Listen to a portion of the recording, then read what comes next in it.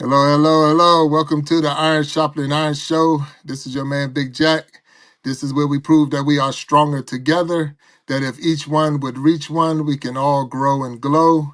And I'm so excited today because I have my man Ben with me, and he's my guest. Hey, Ben, how you doing today? Doing fantastic, Big Jack. Oh man, that's what's up. That's what's up. So yeah, just to break down how the show goes, just letting you know a little bit. We are live right now, so we're live on YouTube and we're live on Facebook because I'm using now StreamYard as a program to do this live, the Iron Sharpening Iron Show. So that's where we're at right now. I already see we got a guest down there, so you're gonna start seeing the guests come in, and they'll be down in the chat, and we can acknowledge them when they come in.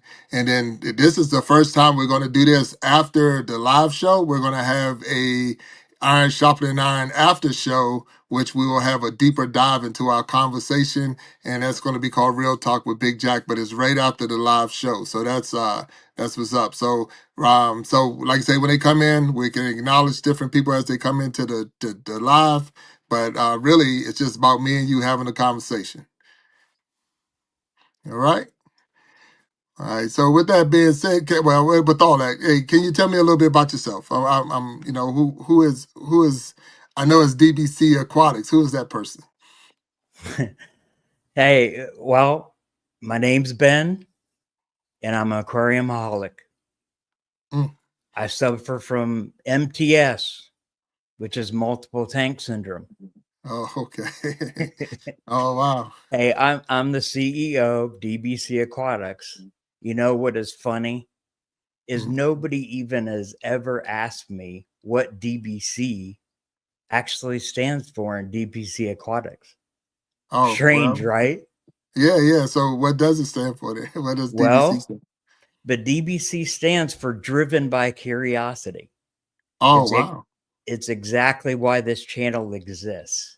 And Right. I didn't start out as an expert, but I was just fascinated by fish keeping, aquascaping, and the challenge of creating thriving natural aquariums.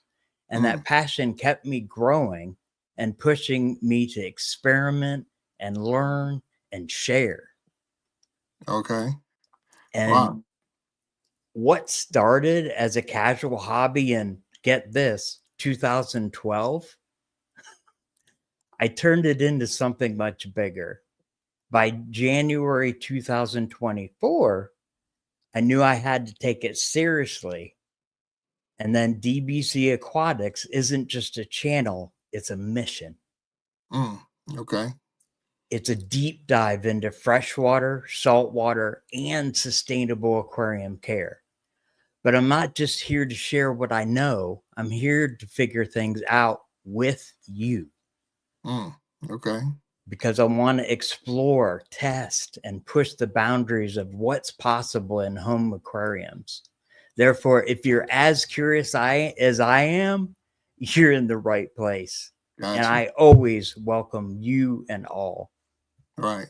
Well, I appreciate that because I've had several aquariums in my lifetime, and my Awesome. favorite, I gotta say, favorite fish to have is Oscars. Red Oscars Oh, is my yeah. favorite. So I've had red Oscars, and I've had them when started them off. Matter of fact, I had Oscars and piranhas in the same tank because they started as babies together, and Oh, they grew nice. together. So they grew together. So they didn't fight each other. But anything else getting that tank, they was in trouble. So, but that was my whole thing. So I really liked having the Oscars. But my issue became the I guess the tank was either too small and in a lot of pollutants and things like that. So that's where I made my mistakes And in overfeeding. overfeeding. Yeah, right. Because I like to see the fish eat, so that's why I like them. So Oh, yeah. I would put in the feeders, but the thing is maybe it's too many feeders or whatever, and even though I like to see it done, just the fact that they end up it ended up messing my tank up. So a lot of algae and a lot of what is called ick. Yep. That was one of my biggest issues that I would run into was the ick, and then the fish having to get certain chemicals to help, save the fish, and so that was my biggest trouble. So if I knew of a person like you, I definitely would have been tapping you on the shoulder because I've messed up some big tanks for sure. Well, I do want to say that because I mean, in 2012, when I started the aquarium hobby, I knew nothing. I mean, I didn't know the nitrogen cycle. I just grabbed a tank at the pet store, grabbed some fish, and put them in. Right. You know, it was funny because back then I was still living with my parents, you know, in my 20s. So what I knew was to just put fish in a tank, it's going to be fine. Well, Right. house we were living in had a water softener. That's like taboo for water quality for fish. Okay. Because it puts excess, and it's the problem is it strips out nutrients, Right. water. So yeah, I mean, I started there. I also had another tank later on that I found out one morning that my son decided to season them. Oh no. Oh no. Oh Oh no. yeah. Oh no. So that was another experience. Right, right. Yeah, I can only imagine that for sure. So, so now is your only channel, so you're a content creator, correct? You're a content Yes. creator. And Yes. your channel and your direction is just more on the fish side, or as far as, like you said, I know you said you want to help people who are trying to get their aquariums together, or if they have questions, if they're really into it like you into it, you're a good person to come to. And again, back to almost like the iron sharpening iron. You're going to make me stronger as a fishaholic or fish aquarium. I forgot how you said it, but aquariumaholic, holic. And you're gonna make me just as good as you because we're gonna be able to talk. So is that the direction your channel goes, or is that what it is? Absolutely. Right. You know, I really want, you know, the biggest part was for me was I wanted to share what I'm learning Mm, because honestly, in today's day, I get a lot of comments from a lot of viewers that, oh, that's wrong. You shouldn't be doing that. But the problem is they don't understand there's multiple ways, right ways to keep fish and plants in an aquarium. So that's what I'm trying to put out there is even with my videos, if you don't see that that's the direction you want to go in, then take a little bit pieces of parts of my videos and add them to the way you want to put it. okay. Because there are wrong ways to do it. But what I'm trying to put out there is so people can at least get 75% of the way there. Mm, Because honestly, there's other creators out there doing aquarium channels and they're phenomenal. right. But I'm just trying to put my piece of the pie in the same venue. Got you. So, and that's the thing, because I'm listening to you, and I'm more thinking, just like you said, a content creator. So sometimes when we do informationals or something like that, we're just trying to.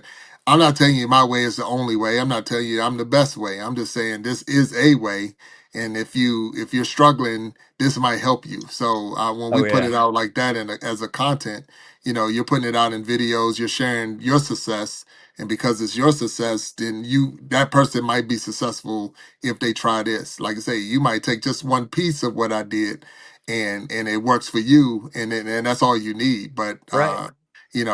so I'm gonna get back in because I know a little bit of just a little bit about the fish, but let's make sure we acknowledge the people that's in the chat right now so we can see who's here. So I want to just acknowledge. I see Niecy Jackson there. Hello, Niecy. She said hello, Hello, host and Nisi. guest.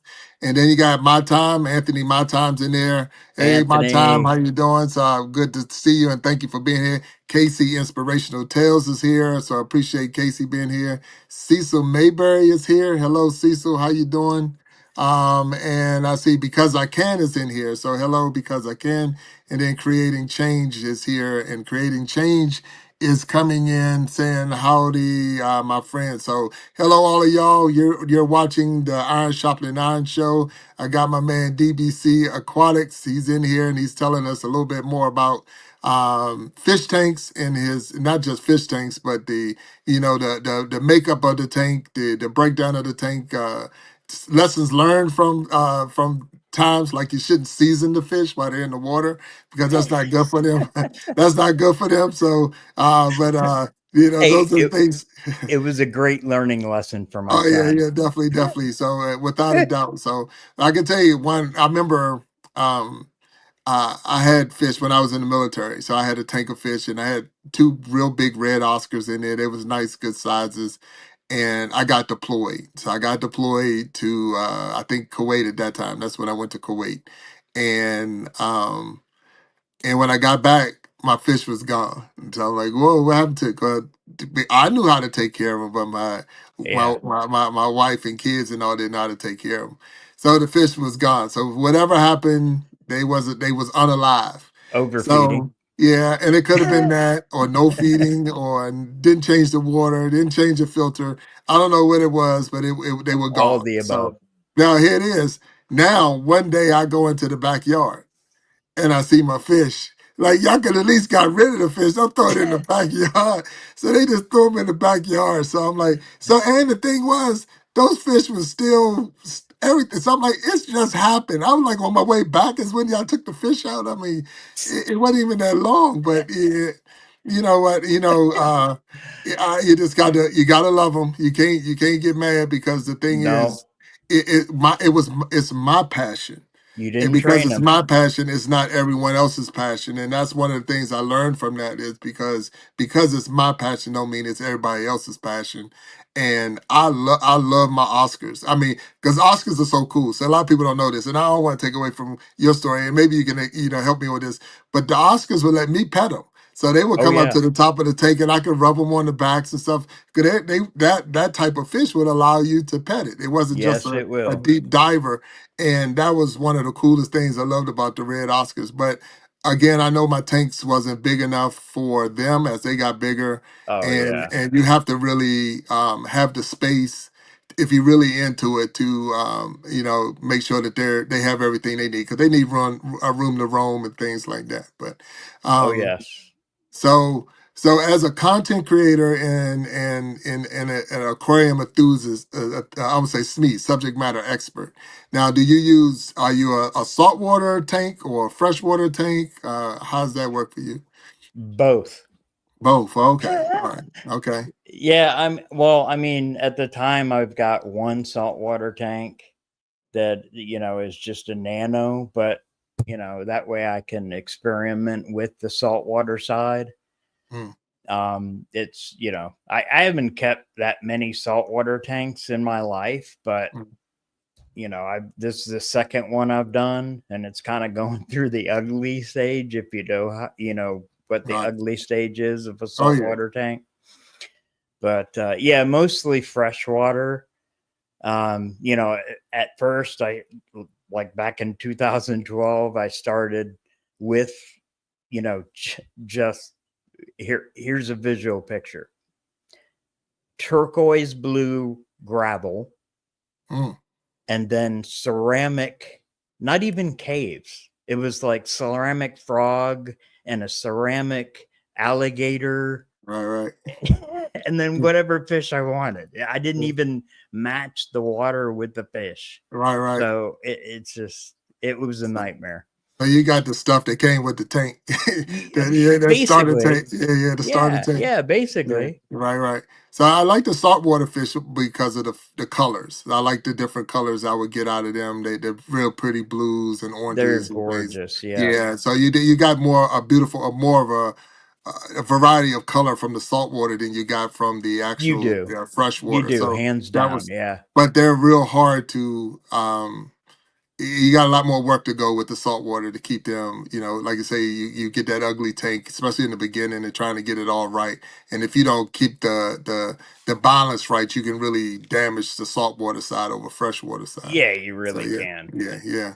So I mean, I'm more of one of those, that goldfish you win at the carnival. That's my style.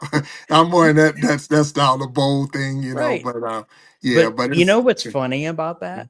yeah. Goldfish are actually harder to take care of than other fish Really? because Wow. of the waste. Okay, okay, all right. You I need to appreciate that. change water more often because of the waste.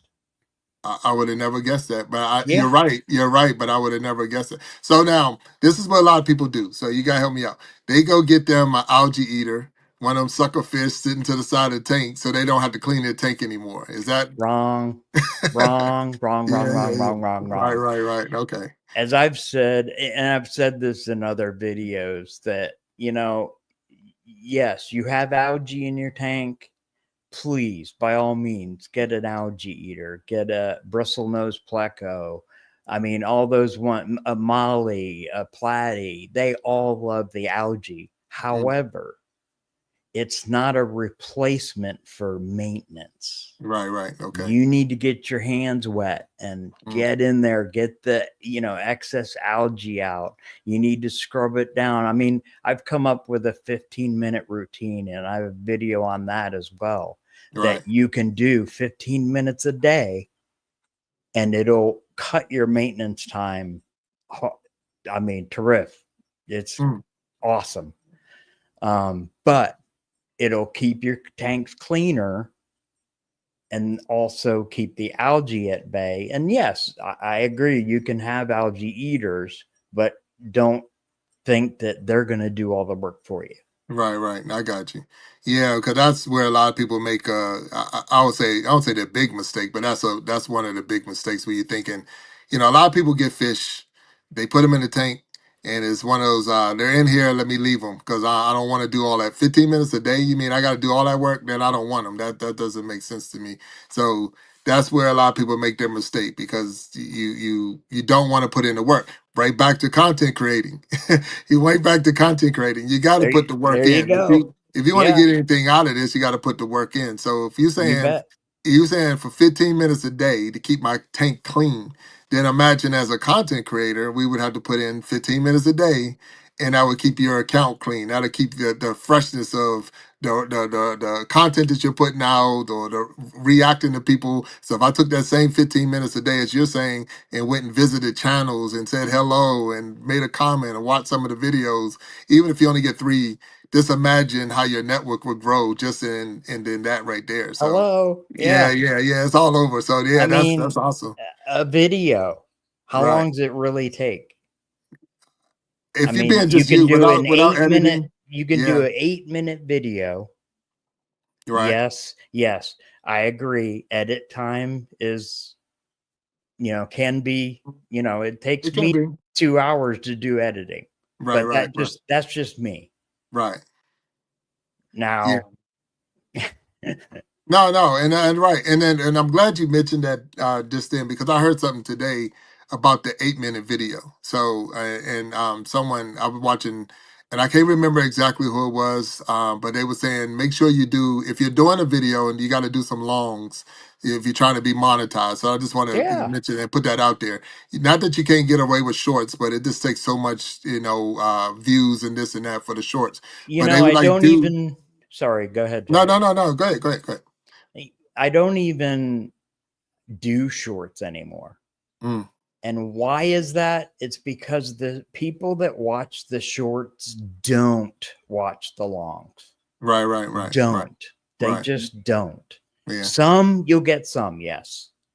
But I found that, they're two different audiences. Oh yeah, yeah, 100%. Yeah. So if you want to do shorts, excellent. Mm. But count on them as a different audience from your longs. Yeah, and you could do that. You could do that with the playlist. So you're gonna Absolutely. do make a shorts You know, playlist, and then you so got your instead of longs. going from, YouTube to Facebook, you could do Right. longs and shorts, Long and short. So, yep, 100%. and So it yeah, but works. the reason and the person was saying, and you can help me if you know, and even those who are in the crowd. So I want in the comments. So I'm gonna acknowledge them real quick, and then I'm gonna come back and finish that little bit of story. And they got Allison Map down there. Hello, Allison. How you doing? She said, "Hey, Ben," and oh, about 15 minutes. So that 15 minutes is blowing our mind right now. Joe Remeting is here. How you doing, Joe? He said the knowledge is top notch. And I'm Hey, going from the Joe, bottom. He also said hello to Big Allison. because I can and Anthony, and then Allison Map say Casey, Joe, everyone in the chat. And then creating change, is saltwater tank harder to maintain? So that was a question, and I think we hit on it, but we're gonna come back to that one real quick. And then I know Casey Inspirational Tales is here. We already acknowledged her. And then Vibin with VC is here. So hello, Vibin. Thank you for showing up. And then Hello. yep. So that's good. That's good. So we got everybody in here, and we're all talking. So you're on the Iron Sharpening Iron Show with Big Jack here, and I got my man DBC Aquatics, and he's teaching us about the difference between saltwater and freshwater tanks. And we do have a question. I'm gonna let you answer that question, but I'm gonna hit that 8 minute Zap. real quick. The person was saying to stay and have at least an 8 minute video if you're gonna do the longs, because it allows YouTube and Google to put commercials in or put the ads in. So if you make it any shorter than that, it doesn't give them that time that they need to put the ads in. I don't know how much that is true or not, but they were saying those 8 minute videos will help you get the watch hours and even help you get that video shown more, because Google and YouTube can see where they can use that one more than they can use your 4 minute video or whatever. So I'm not 100% sure. This is what I heard.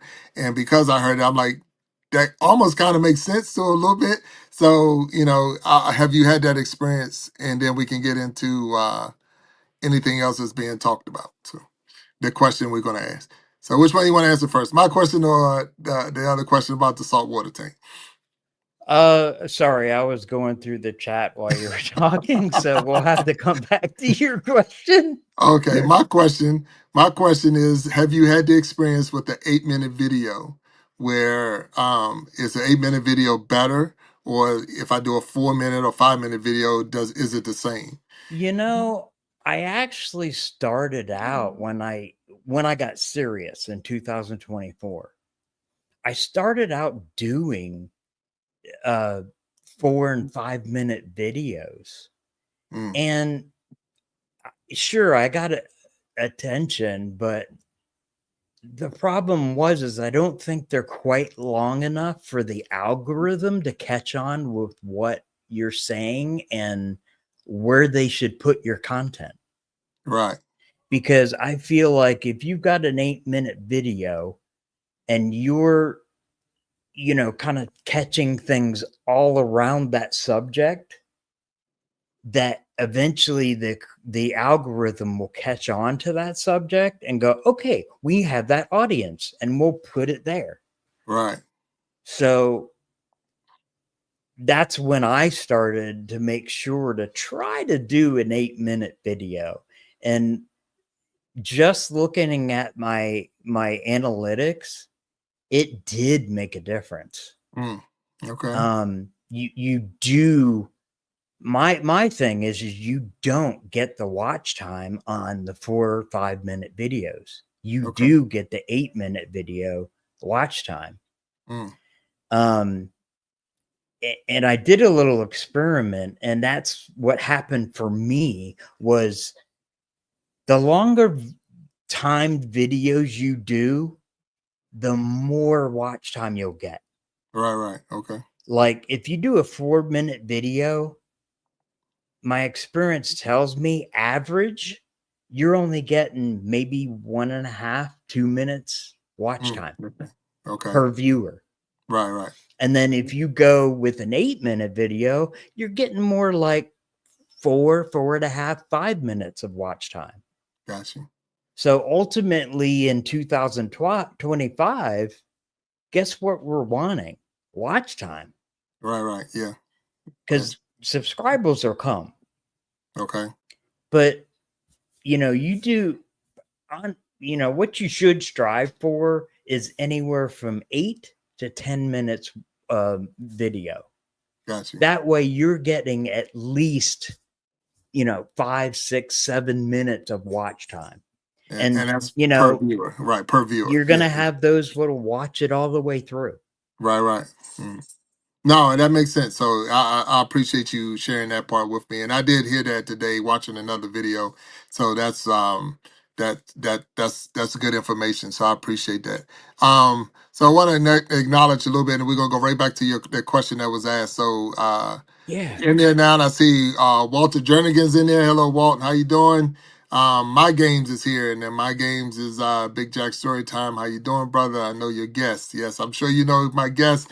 I got DBC Aquatics with me today, and Doing he good, also Mind said, Games. How are you? "How you doing? How you doing?" And that's what he said. And then you might look in the chat right now, and you're seeing that the link. I put the link in there if you want to be a guest, and that's for today. So after this show, we're gonna try something new today. It'll be the first time we did it. We're gonna have an after show where if you want to be a guest, you can come on and we can have a deeper conversation about some of the things we learned today from DBC. And he's gonna he actually talk with us. So you can click that link and save that link so that you can be a guest on the after show following this show right here. So that's why that link's down there. So and then we're looking in, I see was that Mexico Fishkeeper is in there. It's saying hello, gentlemen. Creating changes here. Boogie Time. Hello, Boogie Time. How you doing? The World Smiles with Basil is here. So we got some good people out here. So the question was given. So you're on the Iron Sharpening Iron Show. I got my man DBC Aquatics here. And the question was, is saltwater tanks harder to maintain? In my opinion, no. Mm, Are they more expensive to start? Yes.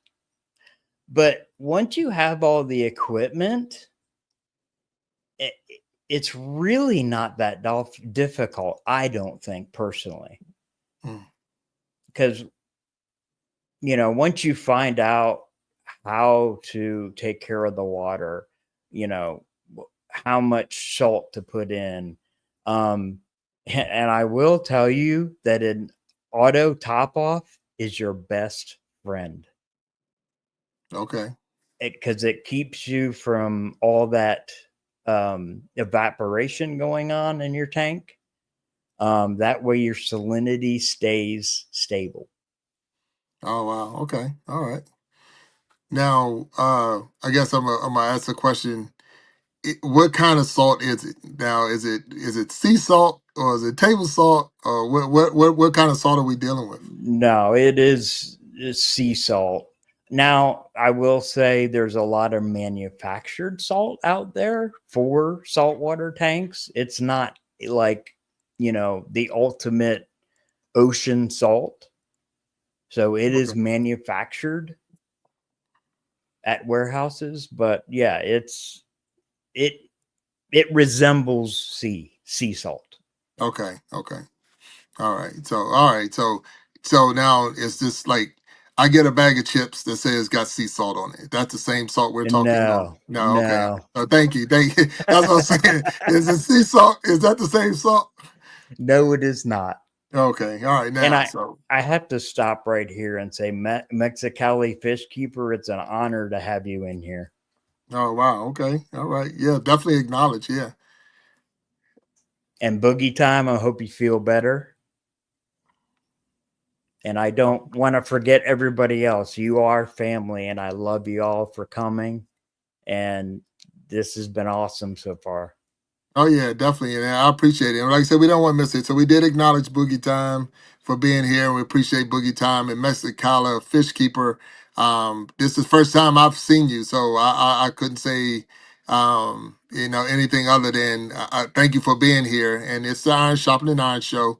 We got DBC Aquatics here, and he just informed me that I can't use potato chip sea salt in my saltwater tank. So if you was thinking about doing that, don't do it because it's not going to be good. And we also learned not to season. We did. We also learned not to season your fish while they're in the tank. That's not a good thing either. Don't put seasoning in there.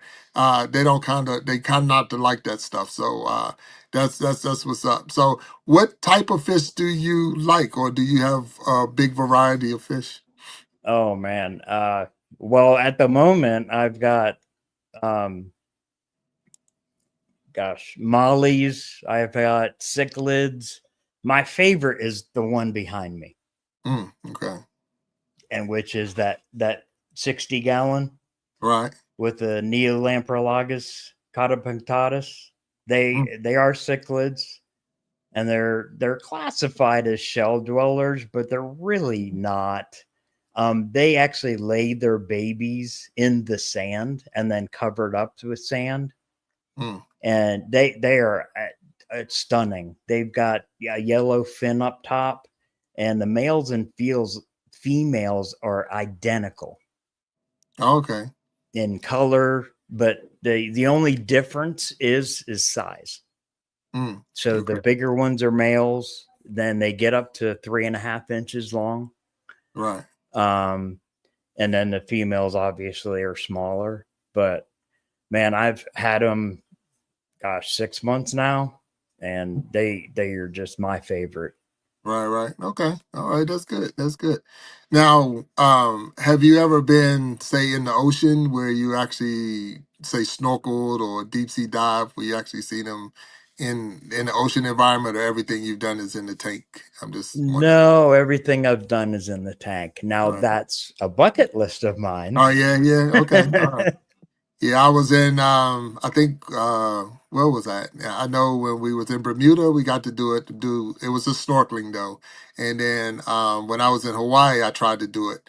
And the Pacific Ocean was a little bit rougher than the Atlantic side. So when I got in there, that water took me over. So we're not going to talk too much about that. But, you know, if I saw anything, it was just the bottom of the boat and my life passing before my eyes as that water went over top of that big straw in my mouth. And I'm like, this thing, like, no, just get it. Like, yeah, it's just a big straw so I can suck more water in. So, but Uh-huh.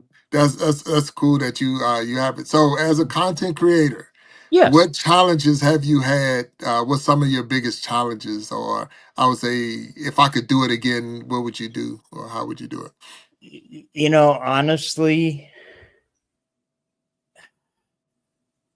as a content creator, I found what the biggest obstacle was finding what people were struggling with. Mm, Um, and I thought of myself, but I'm like, wait, I'm just one among millions of people.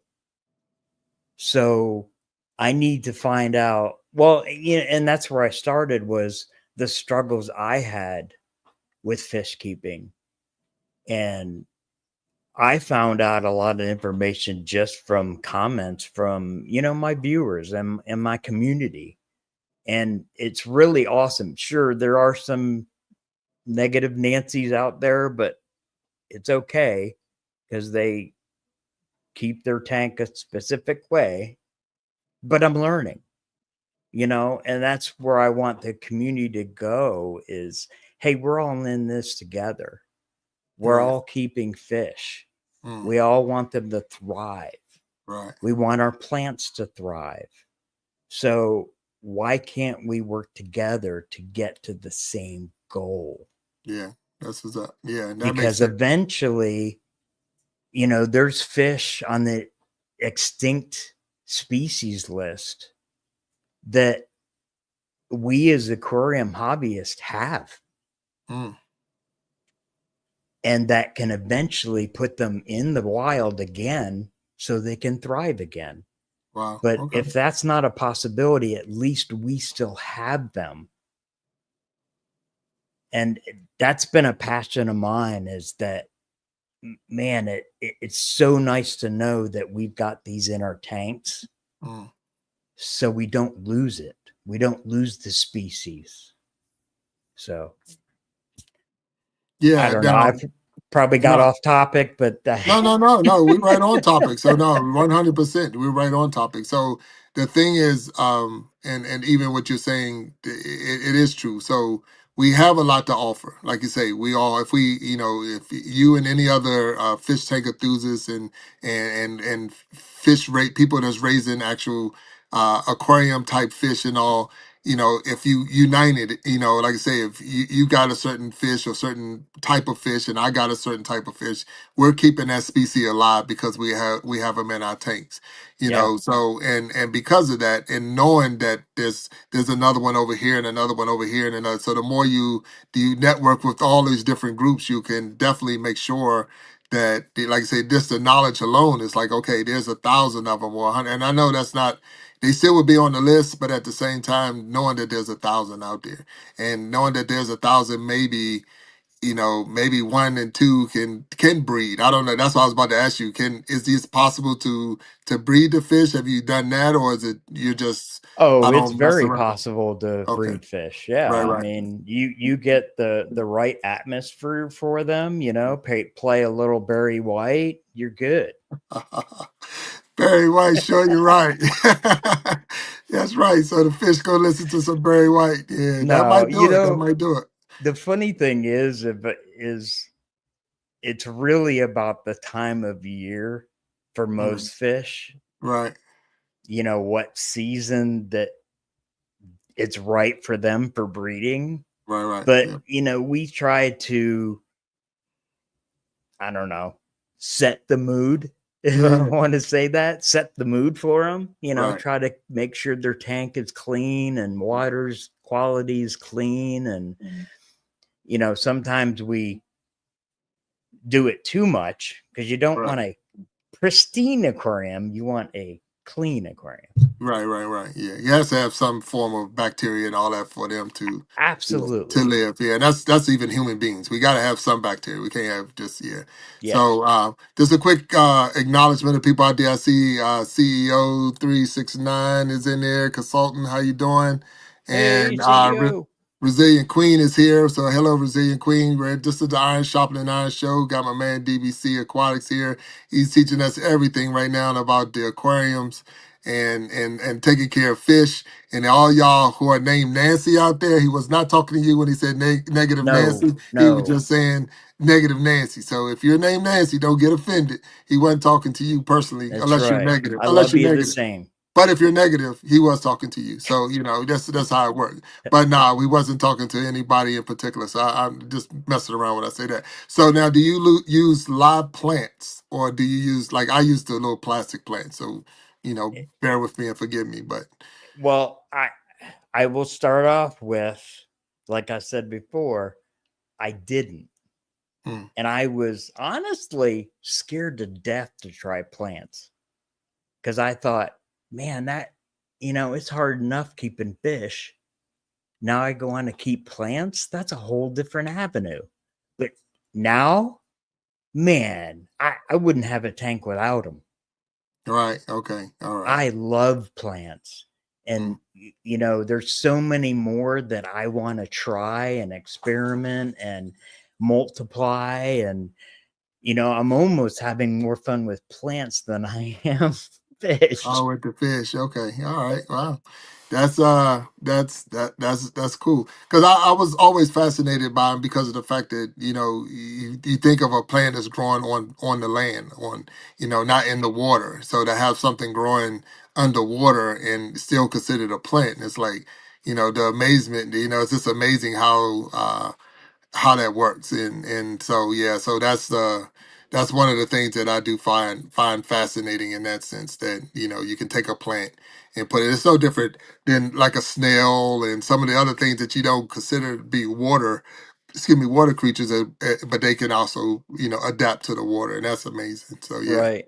yeah. Well, it's really interesting because even, I do aqua plants, aquatic plants, but I got real curious and said, "Hey, my spider plant from outside had babies." Mm, So I decided to take one and let it float in the tank for a couple weeks, let it acclimate.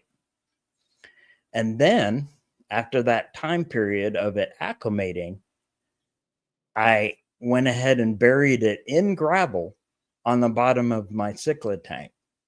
mm. And no lie, it lasted about a month and a half, and actually started growing new sprouts underwater. Oh wow, I, wow. I couldn't believe it. Right, But, wow. Mm, well, if you remember, I said I put it in the cichlid tank. right. So the cichlid decided to chew it up when it's just Yeah, as it was yeah, starting to yeah, sprout yeah. new sprouts. Yeah, he like, thank you. Like, he gave us a solid. That's it. That's a solid today. That's what it's up. But Yeah, that's what's up. I'd want to try it again, but in a more like my Molly tank that they Right. won't dig it up, hopefully. Okay. and All see right.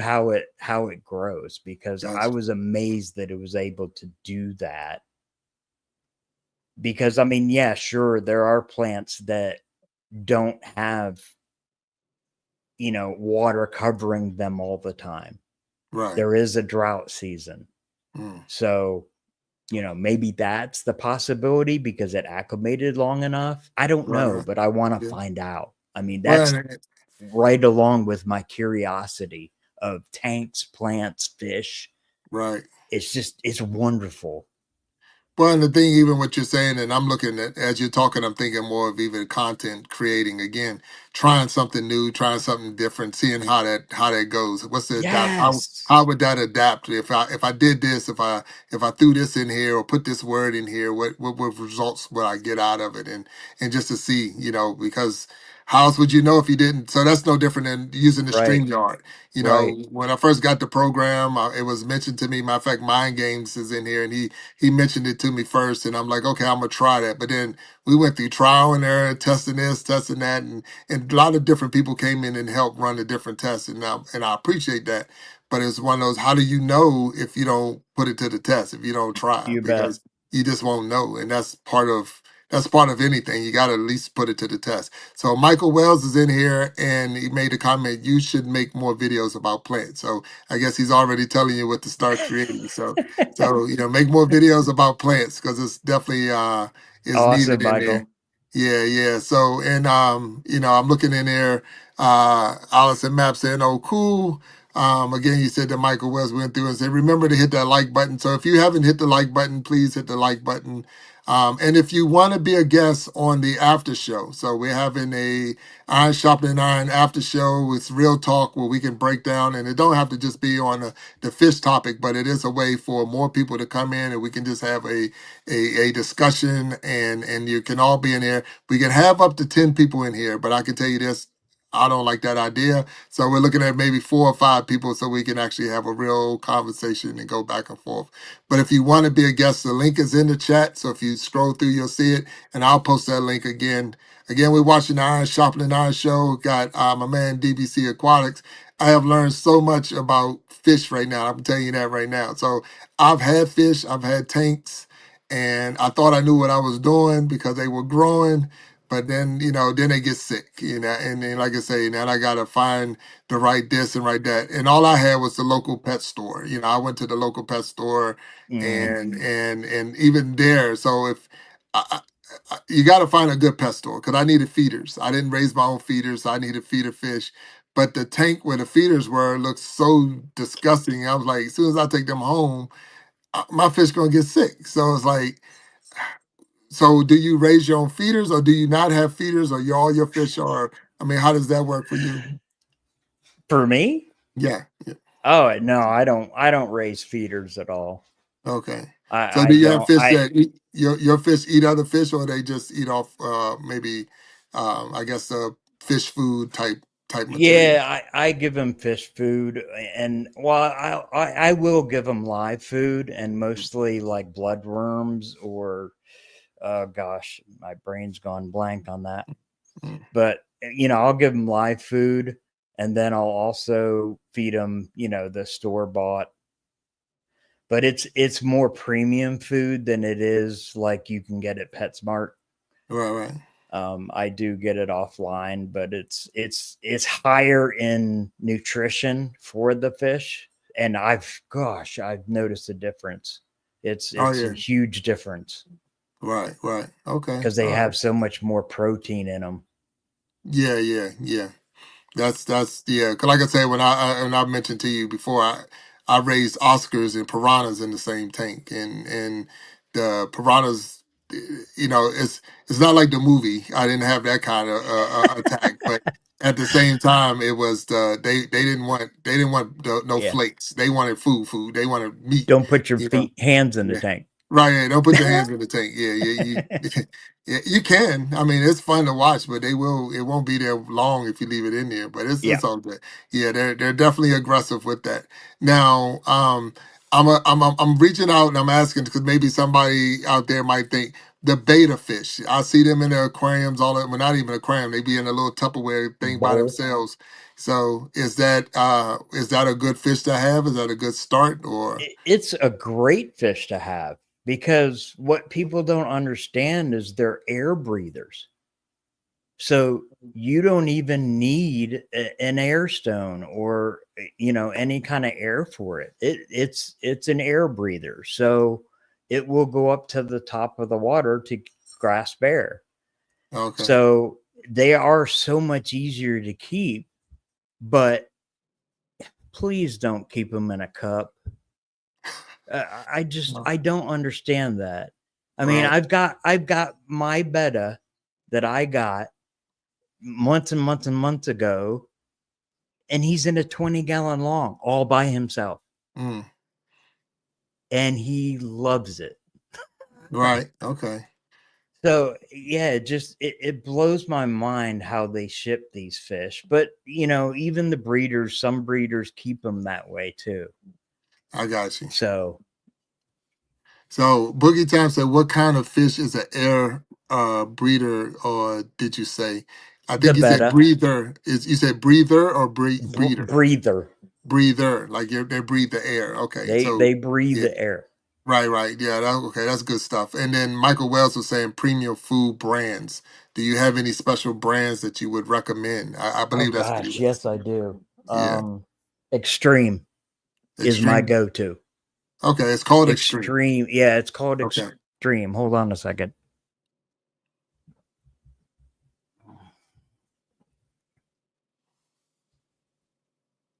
Okay, so I can see that a little bit. So it got a big X on it. It's called Extreme, But and that is something that you will find in yeah, a regular. I'm sorry, that that's is something my you'll find. go-to. You'll find that in a regular pet store, or Um, you had to go online for it. usually not PetSmart. I go to my like a mom and pop shop will have it, Mm, but most of the time, shoot, you can get it on Amazon. right. Okay, Easy peasy. I got you. Man, that's good. That's good. And So they have food. Yeah, Extreme has food for every fish you possibly could think of. got you. And it is premium stuff. I mean, because just for example, the crude protein is 52%.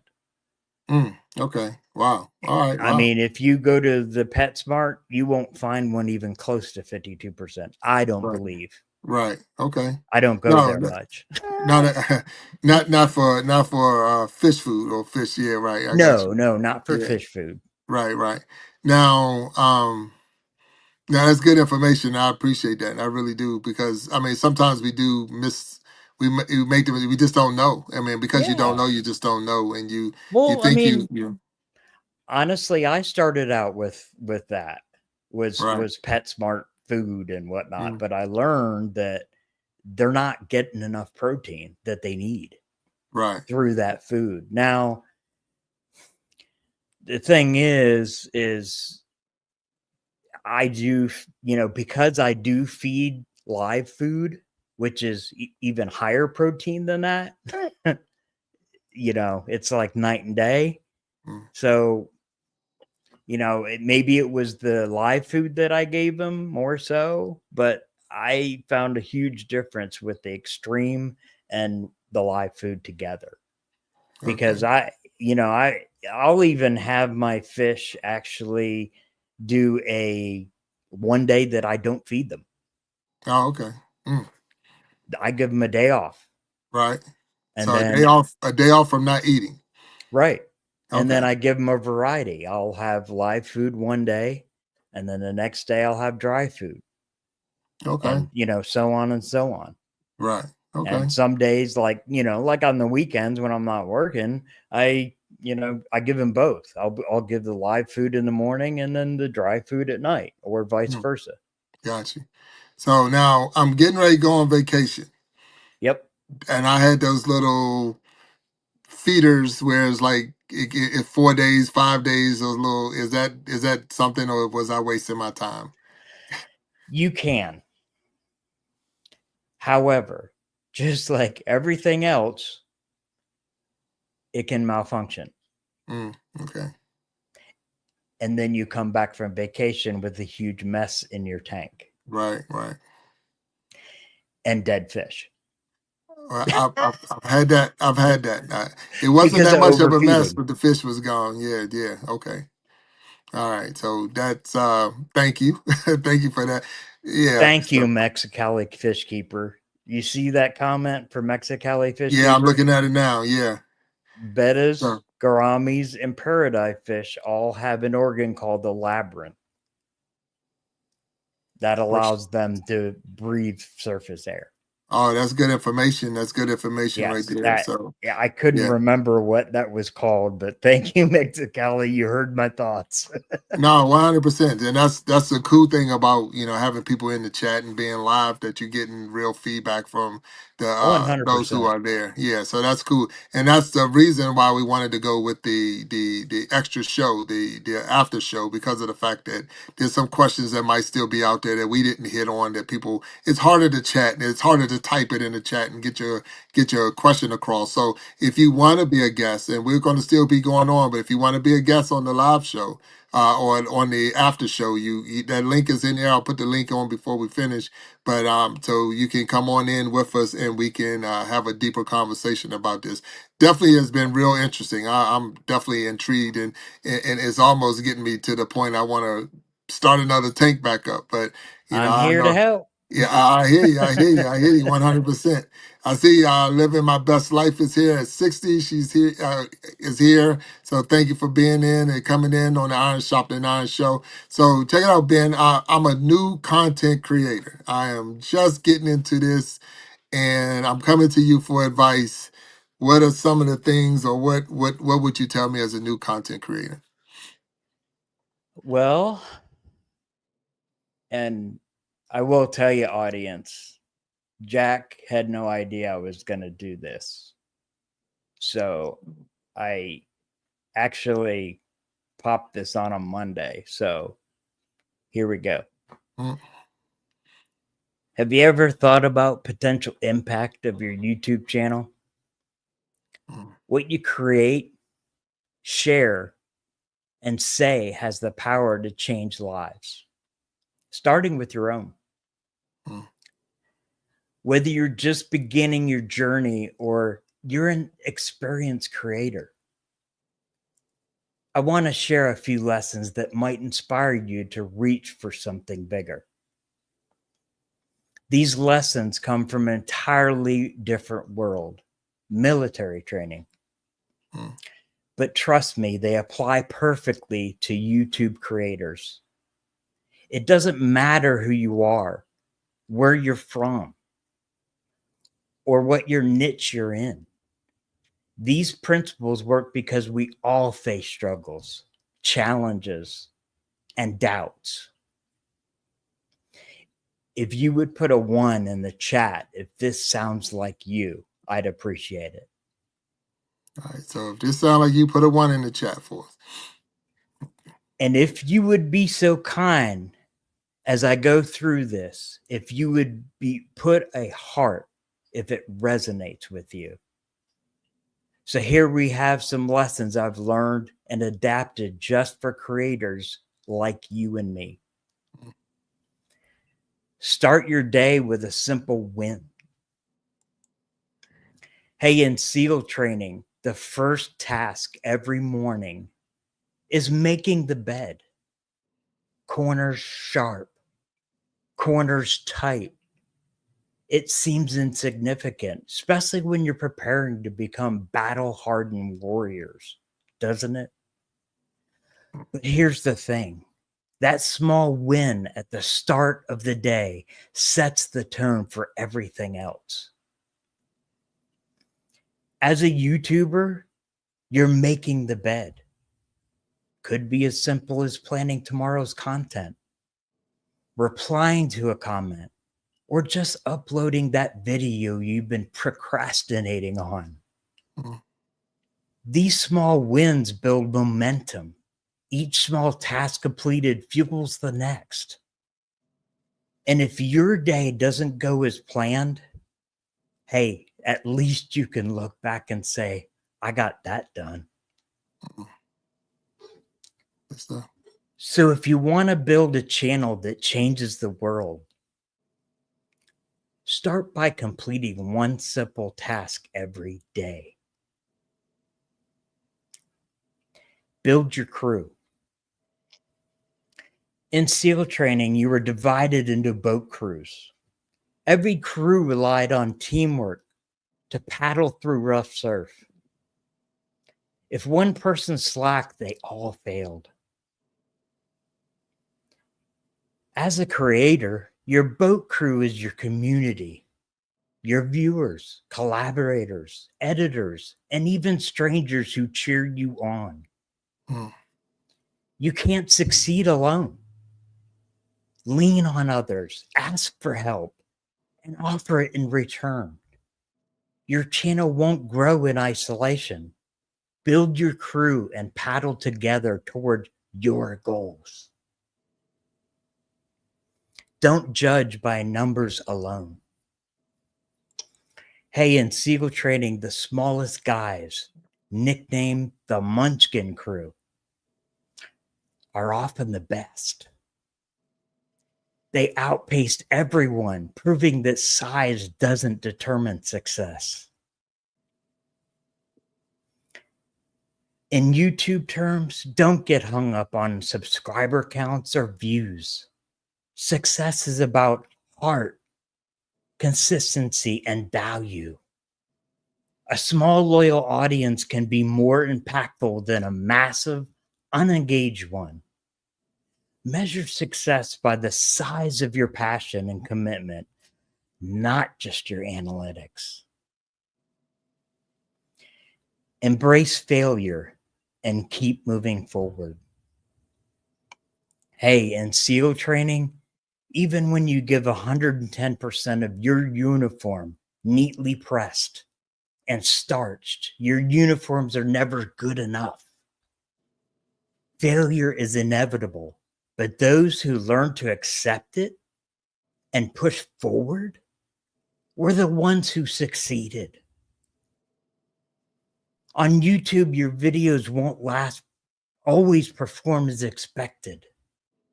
Some will flop, but that's okay. Learn from each one and move on. Failure isn't the end. It's a stepping stone. If you want to grow, you have to keep uploading, improving, and trying again. Don't fear the hard days. Hey, in SEAL training, they have circuses. 2 hours of extra physical punishment, not meeting standards. Nobody wanted to be left in the circus, but over time, these who endured it became the strongest. As a creator, your circus might be staying up late to edit. Been there many times. Redoing a video or dealing with harsh criticism. Hey, it's tough, but every challenge makes you better.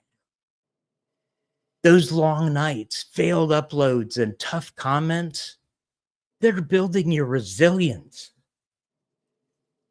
Don't shy away from the hard days. They're shaping you into someone who can handle success. Sometimes you have to take risks. Hey, the record for SEAL obstacle course stood for years until one trainee went head first down the rope. It was risky, but it paid off. On YouTube, this might mean trying a controversial topic, experimenting with a new format, or stepping out of your comfort zone. Hey, it's scary, but taking calculated risk is often the key to standing out. Play it safe and you'll blend in, but bold and you'll break through. Face your fears. One of the hardest parts of SEAL training is swimming in shark-infested waters. Yeah, shark-infested waters. You were taught not to panic. Instead, if a shark got too close, guess what? You were told to stand your ground and fight back. For creators, the sharks are self-doubt, negativity, and fear of failure. Don't let them scare you away. Stand your ground. Post that video and keep showing up. The sharks only win if you stop swimming. Be your best in the darkest moments. In seal missions, the darkest point was under the ship's keel. Pitch black. Disorientating and deafening. Is where you have to rely on your skills and mental strength. As a creator, your darkest moments might be when growth feels slow, inspiration dries up, or guess what? Burnout creeps in. These are the moments when you need to dig deep, stay calm, and trust your abilities. The light is always ahead of if you keep moving forward. Give hope to others. During Hell Week, you're freezing, covered in mud, and ready to quit. But one person started singing. That one voice gives the rest hope. And soon, you all start singing. Hey, your channel can be that voice. Whether you're making people laugh, teaching them something new, or inspiring them to take action, you're giving hope. Never underestimate the power of your content to lift someone up when they need it the most.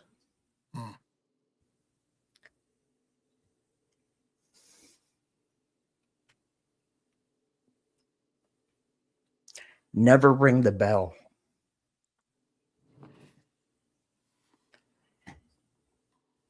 In SEAL training, quitting is as simple as ringing a bell. It's always tempting, but those who resist become SEALs. For YouTube creators, the bell is your voice in your head saying, this isn't worth it. Just stop. Don't listen to it. Keep creating. Keep uploading. Keep learning. Success isn't about avoiding the bell. It's about refusing to ring it. Here's my final thoughts. Hey, being a YouTube creator isn't easy. There'll be long days, tough breaks, and moments about doubt. But if you start each day with a small win, lean on your community, embrace failure, take risks, and give hope, you'll create something that matters. And who knows, what starts on your channel today could one day change the world. Now go hit record. God bless you all. Yeah. Well, that was very inspiring. I know as a content creator and having the, the breakdown like that, that was definitely inspiring. So I truly thank you for one, sharing that with us and your thoughts. Like I said, if I was a new content creator and I came to you, you would put me right on the right path. So I appreciate that. The other part to that, I want to thank you for being a guest on the Iron Sharpening Iron Show. It's definitely been a pleasure. A Yeah, blessing. 100%. No, it's been a pleasure, and I truly thank you. I've learned a lot about this, the fish tanks, but just the passion to have, having that passion in anything, and then you sharing it with the world via your channel and the content that you produce. And I can see that, I can see why you're successful in it right now. So I appreciate you being here on the show. I appreciate Thank you. everyone who's out there that tuned in today. Thank you for being here. Didn't want to miss anybody. I see Also Ravishing is here. CEO 369, we talked about you and said hello. Living my best life at 60. You're in here and hello. If you want to be a guest on the Iron Sharpening Iron Show, that email is going across the ticker at the bottom. Send me an email. We'll get you lined up. We're already into March right now, trying to get people on. So I'm super excited and I'm super thankful for everyone who's come out.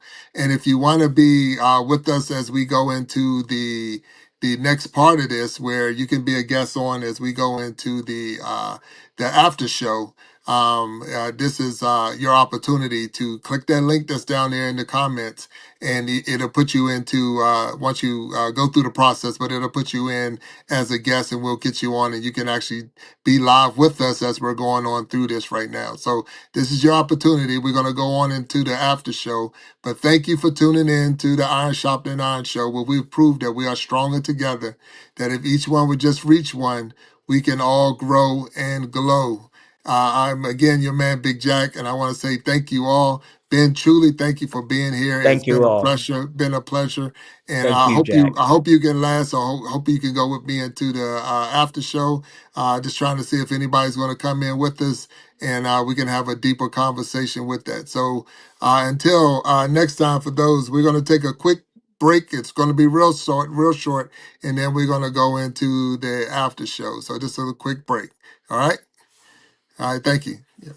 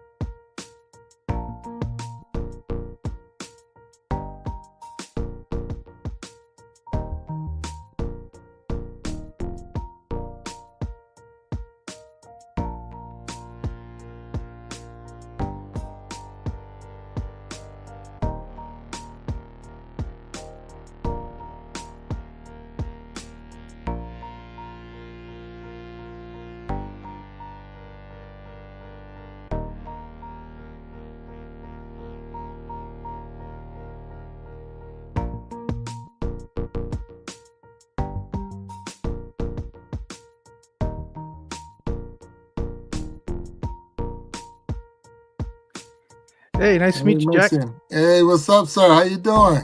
All right, how you doing? All right, all right. Let me get it clear us out of here, and make sure we come back. And I thank you for coming Oh, on in. let me turn this off. I had the Yeah. YouTube open in the background. Oh yeah, yeah. Okay. Yeah. You're not No, live, thank are you you? for being. Or Yeah. are Oh we? yeah, it's Oh live. yeah, No, we we're are. live. We're still live. Yeah, 100%. 100%. Yeah. Oh, okay. And I'm sorry, let me clear that off. I'm trying to clear it all out. So yeah, we're still live. We didn't change. We didn't change off, but you got the opportunity. I think Ben stepped away for a second, but we'll get Oh, him okay. back on once he come back in. But how you doing? Good. I'm real happy that I came across your live stream. I didn't if it wasn't for the fact that that Ben put it out there, I don't think I would have come across your live stream, but I'm really, really liking what you're doing. Oh yeah, And well, thank you, thank you. so Yeah, it was really good, inspirational. You know, there's some good information to take away, and a lot of it is not necessarily just because genre specific. You know, it kind of applies to life in general. So I thought that was really good. yeah, and that's the Iron Sharpening Iron Show. That's my niche. So my whole thing when I first became I started this in October, so I started being Oh, okay. content creating. So, but it wasn't until I could see that we could go live together on YouTube, and that was around the Christmas time that I said, you know, this is the thing I really want to do. This is what I love, is to being able to go live. So, and so that was my inspiration. That's why I'm here, and having different guests come on. And I'm glad that you was able to come in, because it was the perfect, like I say, Ben was able to put it out there. And so I use StreamYard. So I use StreamYard as a streaming. So that's why we're able to have more than one, where you go not Iron, but if you go YouTube, go live together, you only get one person. And I was like, it's just too many. So we'll do Yeah. the show every Wednesday and every Sunday at 7 o'clock p.m. Is when we do 7 o'clock p.m. Eastern time is when we do the Iron Sharpening Iron Show. But this is the first time we did a after show. So Oh, okay. and how that came about was that we me personally, I remember my younger days, every time I went to a party. So if I went to a party when I was in college or whatever, everybody like, where's the after party? You know, so it's like the party wasn't enough. Where's the after party? And that's where we came up with the idea of saying, hey, let's do an after show where we can get a little bit deeper in the conversation of what was discussed. So, and I'm going by your name, so Mexicali Fishkeeper. So I'm taking that you know something about fish. I would hope A so. little bit, a Yeah, little bit. just a little bit. I've picked up a little bit over the years. You know, I s- I did the hobby when I was younger, like in my late teens, Mm, and you know, kept them for a few years, and then just kind of stepped away because, you know, you get school, you get life in general happens, and you just kind of priorities change. But I didn't get back into it seriously until probably, I don't know, like I want to say like 2015, 14, somewhere around okay. there. Right. So I guess now I didn't realize it until I just said it now. I think I've been doing this for 10 years now. So Oh wow. Okay. it's quickly how time flies. Right. Especially when you start getting older. Yeah. Oh, 100%. Yeah. And whatever you do, once you know, you put it to the side for a minute, you come back and it's like, you know, you don't think like you know, if you look at my channel, you'll see I like to bowl or I like to play golf and things. But for bowling, I took a 15-year break from that. So you know, and I hadn't picked the ball up, but now I'm hooked again. So it got me again. I'm all into it. So, and I used to, and you might have heard through the show, I used to raise fish, but not to the level that y'all were talking or that you know of, or I was just a person who had fish. I knew I wanted Oscars, and I put the Oscars and piranhas in the same tank when they were babies, and they grew together, so they didn't fight each other, anything like that. So they just grew up. So only time I seen a fight was when I fed them. So that was Yeah. that back, because the Oscars are, you know, they'll gulp the whole fish, where the piranhas will pick at it. So it was like, you know, that was where some of the battle. Now, the biggest mistake I made is when I introduced a algae eater later into the whole picture. Mm. So, and that fish didn't stand a chance as soon as they got in there. So it's like, wait, I'm good with the Oscars, but I ain't good with this other fish. So they took them out. So, but it's all good. Well, So, it's interesting because I know when I was keeping fish till up in this point now, for me the hobby changed completely. Hey, what's up, Ben? Um, it changed completely because I was like you when back, I want to say late 80s, early 90s. Um, it was mostly like plastic plants and not a whole lot of not the information was out there, but it wasn't as readily available as now, because now you just pick up one of these and all the information is here. oh, okay. And you know, back then you'd have to go to a library or you have to find, well, the internet wasn't even really a thing because that was the time dial up and, you know, Exactly. you've got mail and Right. I'm gonna start dating myself a little bit, but yeah, it's just it wasn't what it is today. So you Mm, And didn't you got to have, pay by the minute. yeah, and so getting information required a lot more work. So either you went to your local fish store and picked their brain, or you got a couple of books and kind of learned what you could, or you learned by trial by error. And Right. you know, so a lot I know I was doing now in retrospect, looking back on that, I did so many things that were absolutely wrong and incorrect, but I managed to make it through. I wouldn't say probably my fish were the happiest, but you know, now that I look back and what I've learned from all these years that I've been doing it, and I was like, oh man, that was kind of cringy. The stuff Oh, that I was wow. doing back then. Right. So Ben, I'm not seeing you. Are you seeing him? I see his Yeah, I name, can but see that's him. all. You can see him. Okay. Yeah, Yeah, Well, I'm up here. I'm he's gonna right leave it next to alone. me. I'm gonna leave it alone. So I don't know what's going on with my phone. It's having a breakdown. So, but that's good. I'm taking it that you already knew each other prior to this show. Or? We haven't met. Like, this is the first time I actually meeting Ben, but I've been Right. watching his content for a while now. Oh, I've Right. been And watching I've been yours some of his too. videos. Give me a second. No, but that's what's up. So that's good that something like this will bring y'all together and y'all able to Absolutely. yeah, No, talk side by side. Yeah. this is so cool because I've been watching his live content for a while now too. Right, right. And that was that's part of the whole purpose of the having the after show, and hopefully we'll get more people that's going to come in and want to be guests. And if there's anyone that's out there in the chat that have any questions for these two, because now I got two subject matter experts on the fish tank and raising fish and things like that. We're talking pet fish, and remember we did discuss earlier in the show: do not season your fish while they're in the tank. They don't like that, so don't do that. And if you're trying to raise fish, you need Barry White. So I learned some things. I gotta get some Barry White music, and no potato chip sea salt because that don't work either. So we learned No. some things. Yeah, we learned some things. But no, without just joking all aside. But so Mexicali, you do the live plants and the different saltwater, freshwater. Is that what you're into as No, well? I don't do any saltwater. I just I saltwater gets expensive. I don't care what Yes, it people does. say. It's you start getting it. The problem with me is I know my personality, and I know people tell me all you need to do is set up a real simple aquarium with a fish and some rocks, and that's pretty much it. Which I would do that for probably about a couple of months, and then I'm going to want to start putting other stuff in there, and that's where the problem lies. Is Gotcha. you start buying some of the other things you add into it. If you want to get some color, you're going to add what they call corals, Oh, and yes. those will range up into the thousands of dollars. It's not uncommon for people to pay $2,000-3,000 up to $10,000 just for a little piece of coral. Right, right. So that's the one factor why I stay away from it. It's And it's I don't so want to do addicting. it. Oh wow. Okay.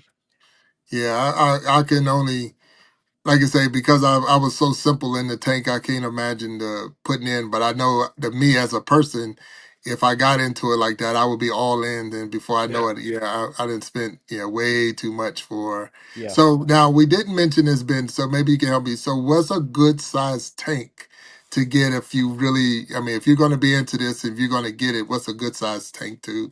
I want to say a starter, but I'm just saying that you don't have to keep changing and growing. So what's a good range tank to use as a starter if you have a plan on staying into it for a minute? Well, either one of y'all Well, can answer the question. So yeah.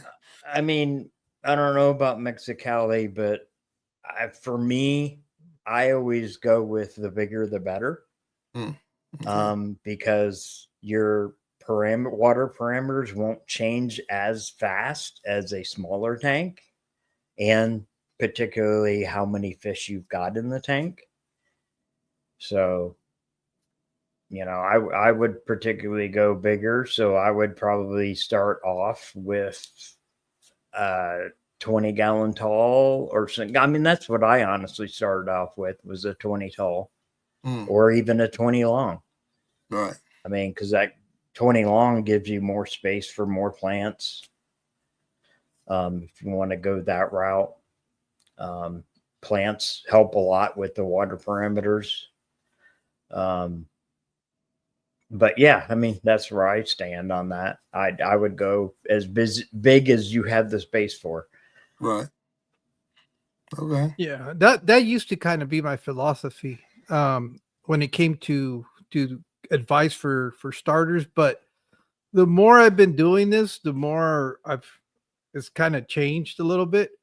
And I think the 20 gallon is kind of an ideal situation because when it comes to having to do maintenance on that aquarium and having to do water changes, it's just a little bit simpler because you're going to have the stuff you need around. Yes. You start going into some of the bigger volume aquariums, you know, the like 55s that are another common, or 75s. Then it starts getting to a situation where how many buckets of water do you want to carry to the sink? Or are you going to make the next investment and buy a system that will allow you to siphon the water out of the aquarium and do that? Because that also implicates a cost. So my thing, it's kind of hard to really dictate that to, because it also depends on the kind of fish you want to keep. For example, that you like Oscars, you could probably start off in a 20 gallon for an Oscar, but those grow so big and so quick that it's quickly going to outgrow that size, and you're going to have to, you know, upgrade it. So my recommendation is first find out exactly what kind of fish you want to do. Do a little bit of research. Like I said, nowadays it should only take you about 5 minutes, because all you got to do is go to Google, type in the fish that you want. It'll give you the information as to how quickly it grows, how big it grows, and based off of that, if you decide, yes, that's something that I want to do, then that'll help you make the decision as to what size aquarium. If you're keeping common stuff, you're going to find like at a PetSmart or a Petco, which are going to be typically live bears, a betta that Ben was mentioning earlier. A 20 gallon is usually a good starting point. Mm-hmm. And once you get started with that, and it's there's a couple of reasons why they make pretty good starter aquariums, is because if for some reason you have to medicate that aquarium, most of the dosages they sell to you for medications are in increments of 10 gallons. So it makes treating an aquarium for a disease or a parasite much easier, because for the dosing purposes of it. So I would agree with Ben. A 20 gallon is probably a good starting point. And then, yeah, once you gain some experience, then from there, it's just sky's the limit. You know, whatever you want to do. I know people that build ponds and stuff like that. So, right. Yeah. So I want to acknowledge the people that might be down in the chat now. And I see Rose Marchano was here saying good morning. Anisha LTV. I want to make sure if I say it right. If I don't, please forgive me. And she was just saying there was intermission at a time, but we did come back. And we're here at the, and it's more called, it's Real Talk Live with Big Jack. So it's just an after show from the Iron Sharpening Iron Show. And I see Living My Best Life at 60 say, Big Jack, I'd love to have you on my channel as my guest. So, and I appreciate that. And I would love to be there. I've only been on someone else's channel once as a guest, and it was definitely different being on there. So you have my email. If you want to set something up, I will be there in a heartbeat. You know, if we can set up the timing, that's no problems. I appreciate it. So right now I got Mexicali Fishkeeper. He's in here in the after show. And of course we got DBC Aquatics, and we're just talking fish tanks and things like that. And they don't have to be, because both of them are, and I'm not even going to speak for, I haven't seen your channel, Mexicali. So you're a content creator as well? I hate that term. I don't think of myself as a content creator.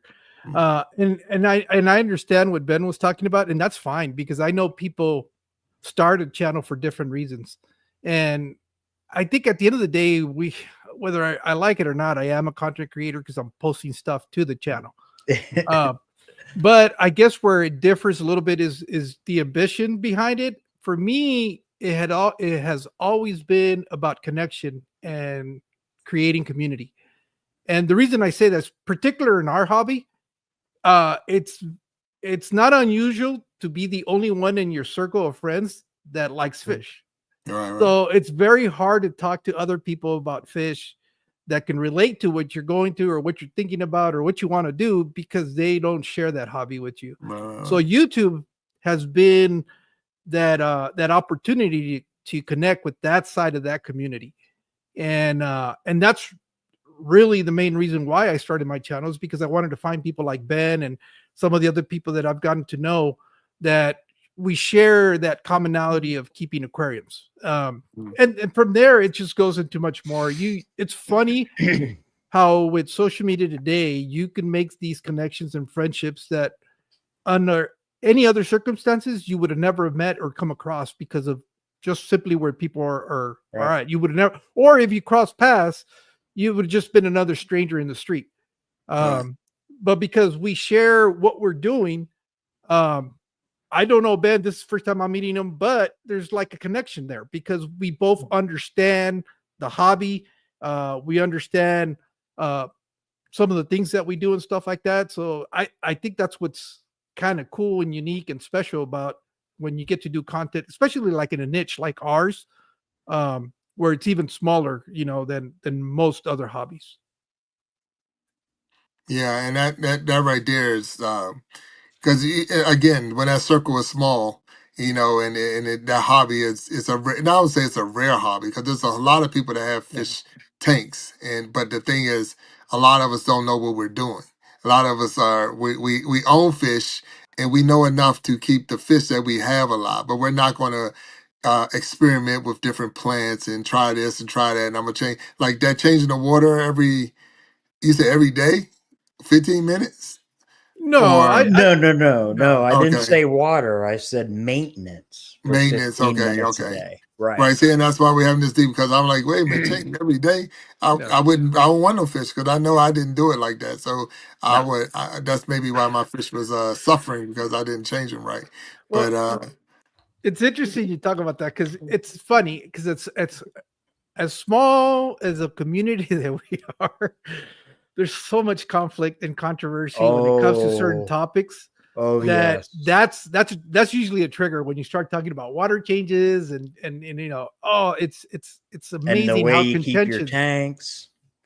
they get. So I understood when Ben was talking about that. I was like, yeah, I see it, and it's an unfortunate situation, especially when you're dealing with a grown men. I was going to say a bad word, but I don't know if I can swear. right. Yeah.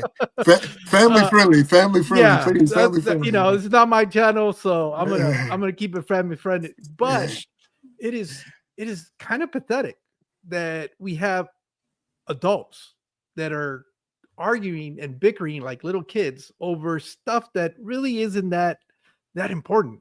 And but it is what it is. I guess you're gonna find that in just about any hobby or community, or I don't know. It's just weird. I guess at the end of the day, we're just human beings, and as human beings, we can be pretty difficult and contrarian. Yeah, I I guess. mean, we all have our opinions. I mean, and that's why, I try to keep it open on my channel because I'm like, my way isn't the highway. My way is just, if you're a beginner, a starting point. Or if you don't see it the way I'm doing it, it's okay. Give me some pointers to maybe it'll improve it. Because I'm not perfect. I'm not saying that I'm an expert. I'm here learning, and I want to share what I'm learning with everyone else that's keeping tanks. Yeah. I don't want to say that my way's the definitive way. No, and that's right there. That's key word right there because sometimes when we post different things and I'm sharing my point of view, I'm sharing my experience. That doesn't say that that's the only way. That's not saying, so for anyone to come at you or try to attack you like, no, that's not the way to do it and this and that. Really, you're just telling me your comment is telling me your experience because you're saying you did it a different way and you might have got the same result or so Right. really, as that term they say is more than one way to skin a cat. So you're telling me there's another way, and thank you for sharing that because if my way stopped working, then I know there's another way. So, but that's not saying your way is 100% correct or my way is 100% correct. And there's so many different ways it can go with your tank because each tank, in my opinion, is different. Oh yeah. I can imagine that for sure. I mean, that's what I found that one tank may grow plants unbelievably, and then you'll have one right beside it. All the plants are dying, and it's like, wait, I change the water the same way. I'm using fertilizers the same amount, and they're the same plants. Mm. Now what? Yeah, what's the problem? And sometime, actually, on occasion, I've started the tank all the way over, just and clean it and everything else, because I'm like, okay, maybe it still has something in the tank from a previous time I had fish or something. I don't know. So I just start from scratch again.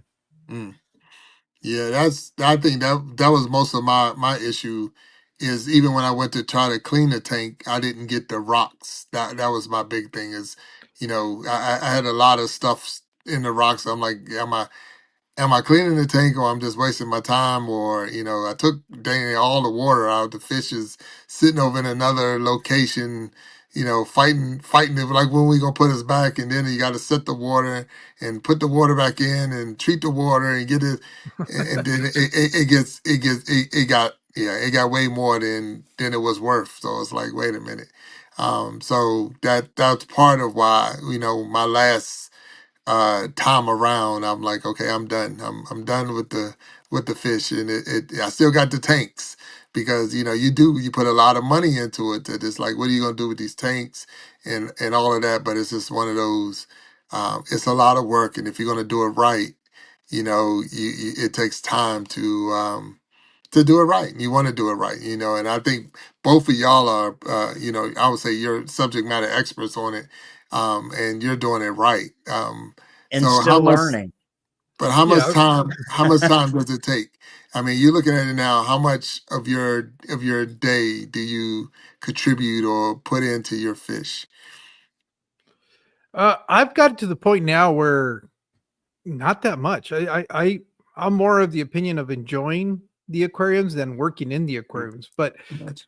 I also understand for some people it's very therapeutic to be able to do stuff in them. So it's Gotcha. basically, at the end of the day, what you want to do with it. I have a bench that's sitting here that looks over to the aquariums, where I enjoy first thing in the morning. I'll go grab a cup of coffee, come in here, make sure everything's still alive, and sit there and just just enjoy it. Quiet, nobody's in the garage with me, so it's just Right. time to reflect and start your morning, I guess. And Right. that's kind of become like a morning ritual for me. Okay. Well, that's nice. That's nice. Ben, is yours very similar, or how? Well, mine's similar. But because my office is in the aquarium room, I tend to dabble in them a little more. Now I'll be honest, some days I just feed them. Right. And like he said, I just sit there and and enjoy them, because if you're constantly doing something with them every day, day in, day out, guess what? You're going to burn out just like YouTube. Right. Well, not only that, you're going to stress out the fish too, because it's Exactly. Yeah. Because they don't get comfortable. Oh yeah, well, I guess that makes sense too. And because I can said hi Mexicali, so because I can, Clay's Closet, I want to make sure we acknowledge you. I know you say you're driving, going to get, I guess, your dad some food, and all of you listening. So thank you for actually joining the live, and you're talking. This is the after show from the Iron Sharpening Iron, where Mexicali came in, and he's here talking with us, and we're just discussing right now the different, I don't say the different types of aquariums, but just the hobby in itself. And it is a hobby. It's a hobby that a lot of people. I'm not gonna say they can't do it. They can do it, but it can be expensive. It can be time consuming. If you do it right, it can be rewarding. We're hearing that. If you do it wrong, it can be frustrating for sure. Yeah. And you have to remember that you are dealing with the fish are live, the plants are live if you're using live plants and things like that. So with that, you're dealing with real life. So you gotta, respect it as just what it is, life. And so that means you got to feed it, and you got to take care of it. You got to treat the water, and if they're sick, it's even to the point that you got to look and see, hey, everybody all right in there? Like, I think Mexicali said it best, I make sure everything's alive. Hey, everybody alive in there? And then because Every I'm sure day. this I'm sure there's times you come right and something didn't Yeah. make it or whatever. So what I don't know because I've never really looked into it to say the average lifespan of an aquarium fish. So if I got them right now, how long will I expect to keep them if I did everything like you guys do? You want to take that, Ben? Yeah. I, honestly, I don't know because I don't honestly know the average lifespan because my fish tend to, I mean, I've had them for a long time. So have you experienced anything like that, Mexicali? The hard thing, the reason why this becomes so complicated to answer is because there's a lot of factors that go into it. A lot of it could just be genetics. Fish, like human beings, are not all created equal. Some of them would just die for no reason, just because they died, and then you'll have one that'll outlive everything in your house. It's just Yeah. there are some life expectancies depending on the species.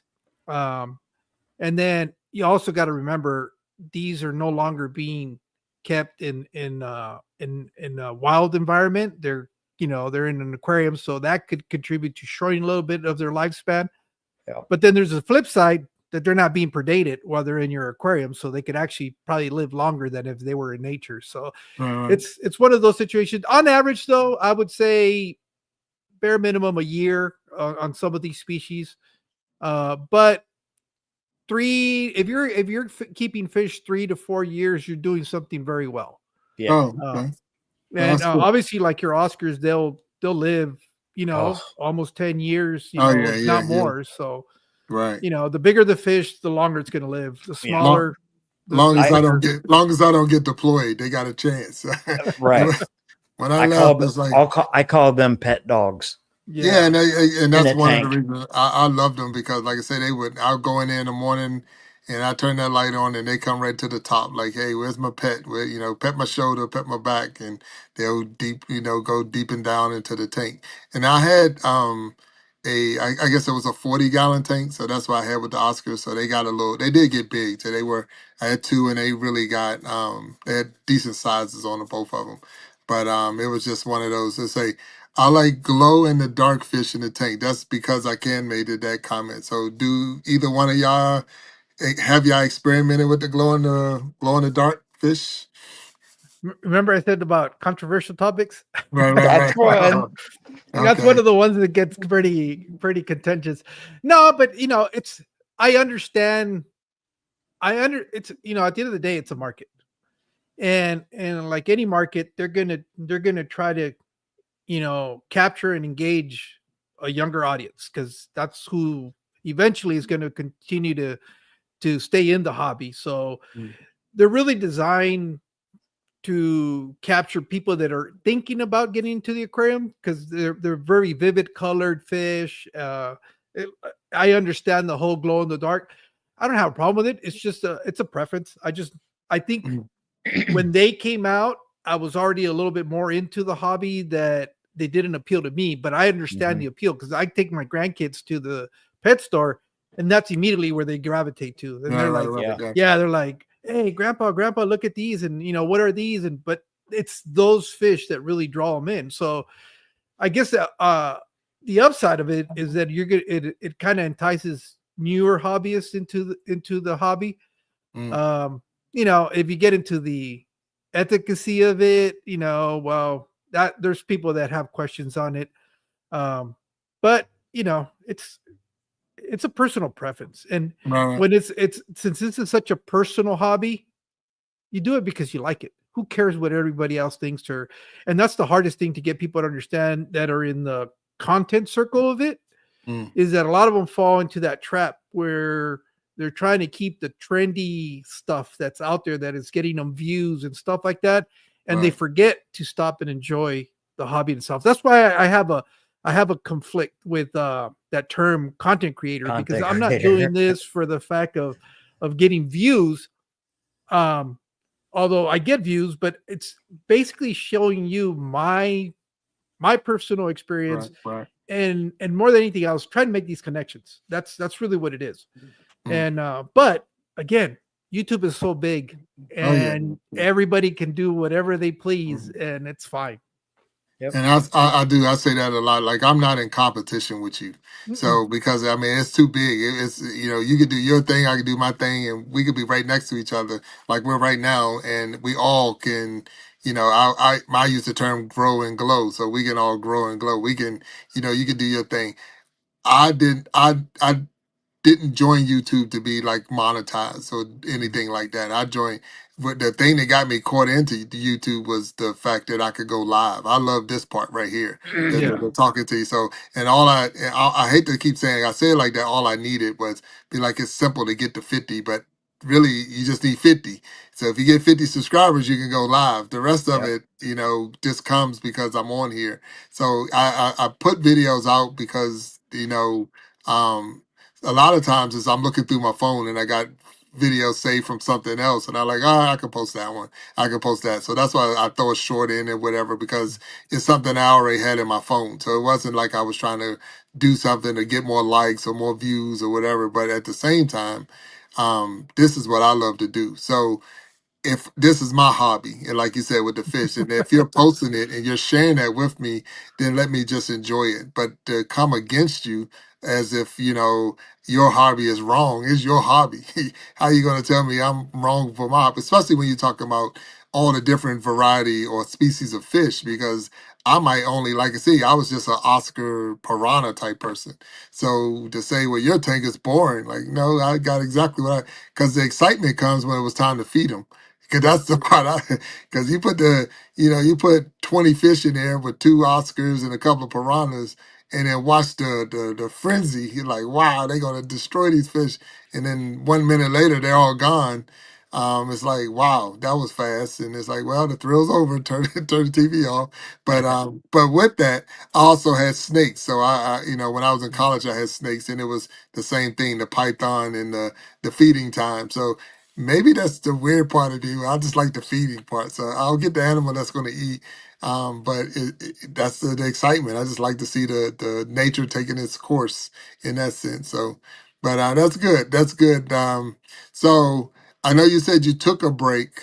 And that was Mexicali. So you took a break and then you came back, and uh, DBC. I'm not sure. I don't even know if we hit on that. How long have y'all been doing this? If you put it all in the combination of years, how long have you been?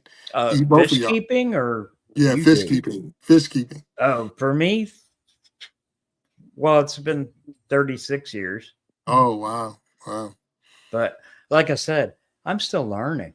Mm. I mean, there's so much still to Yeah. learn. I mean, I don't think you could ever say you know it all. Right. Now, Yeah. there's a lot of people out there that do know a lot, and I watch them. But, at the same time, there's some things, I assume that they don't know. Mm. I mean, there's some things they'll even say on their video, I'm not sure. And I look to them as experts. So there's so much more to learn to this, So So now, who do y'all go to? I mean, do you go to oh YouTube man. or are there experts that you would go to or reach out to if you had a question that I know if I went to my local PetSmart, I might not get the answer I'm looking for. No. Where would you recommend a person that really might have had a real question go and seek that answer? I know DBC, you told me to come to you, so I'm coming to you. But Of course. who do you go to? I mean, if I have a,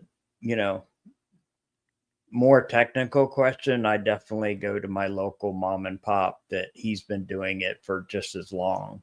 Mm. And these guys are amazing and they've helped me a lot. Just acquiring fish as well. So I don't have to try to import myself. Right. So yeah, I recommend your local mom and pop that's been doing it for a while. Definitely look at their background. YouTube, I'd be careful. because you're not, I don't know. There's a lot of knowledgeable people out there, but you know, not to get controversial, there's a lot of them that swear on their way and not, you know, or the highway.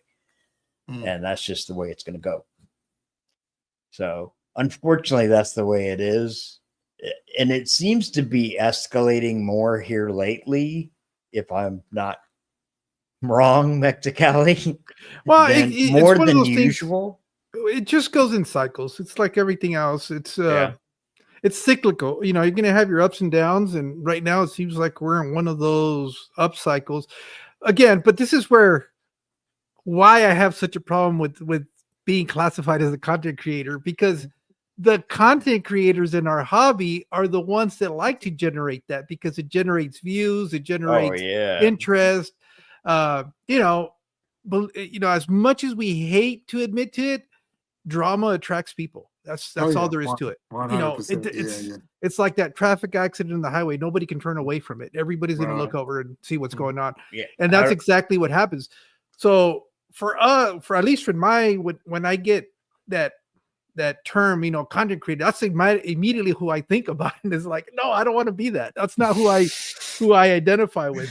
But the technical term is correct, because all three of us are content creators, because we're doing stuff here on YouTube. But yeah, it's just my thing is, the more resources you go to try to learn, you're going to see some commonalities on the information that is being provided, and you can draw your own conclusions from that. Yeah. I wouldn't necessarily just stick to one person's opinion on it. At least I don't do that in my own personal life. If I want to learn how to repair my washer and dryer, I don't just watch one video. I watch all the videos that I can find regarding that problem in my washer. And then I'll see where the consistency of the information is. And then now start, you know, kind of deciphering it and go, okay, this is what I want to do. Yeah. I would recommend the same thing with anything you do as far as research. Don't just rely on one resource. Go out there, listen to all the opinions, take what applies to you, use it, and the rest of it, just kind of set it aside. And, you know, but there are big channels. There's super big channels with over 1 million subscribers in this hobby. And I can honestly say you will learn some things, depending on what you're trying to accomplish.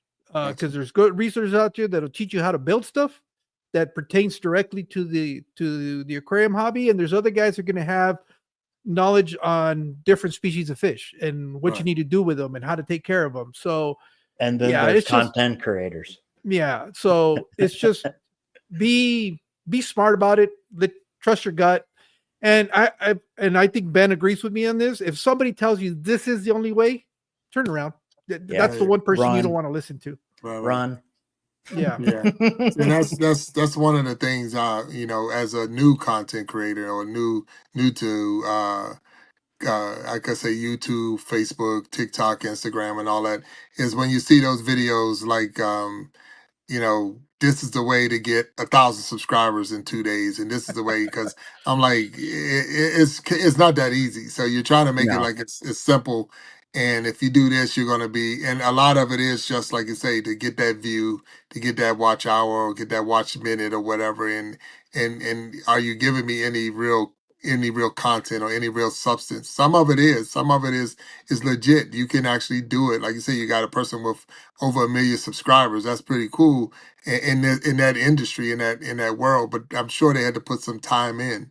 You know, you had to put their time in and make it appealing to someone, because that I want to learn more about it, and I wanted to click on that button to every time you post something, I'm watching it. That's, you know, that's something special right there. And because you're sharing your hobby with us, that you know, I guess you don't have to say I'm a content creator, because I think a lot of it comes in, you're creating content, or you're providing content. It's not like I'm not making it up. I'm not, you know, trying to get the fish to do something different. They're just being in natural habitat. They're not even natural. They're inside the tank. They're doing what they got to do. This is what I like. This is what I enjoy. Enjoy it with me. But then at the same time, so you're a content provider. and not, you're not, a creator. And then with that other part to it is, it's like, what do you want out of it?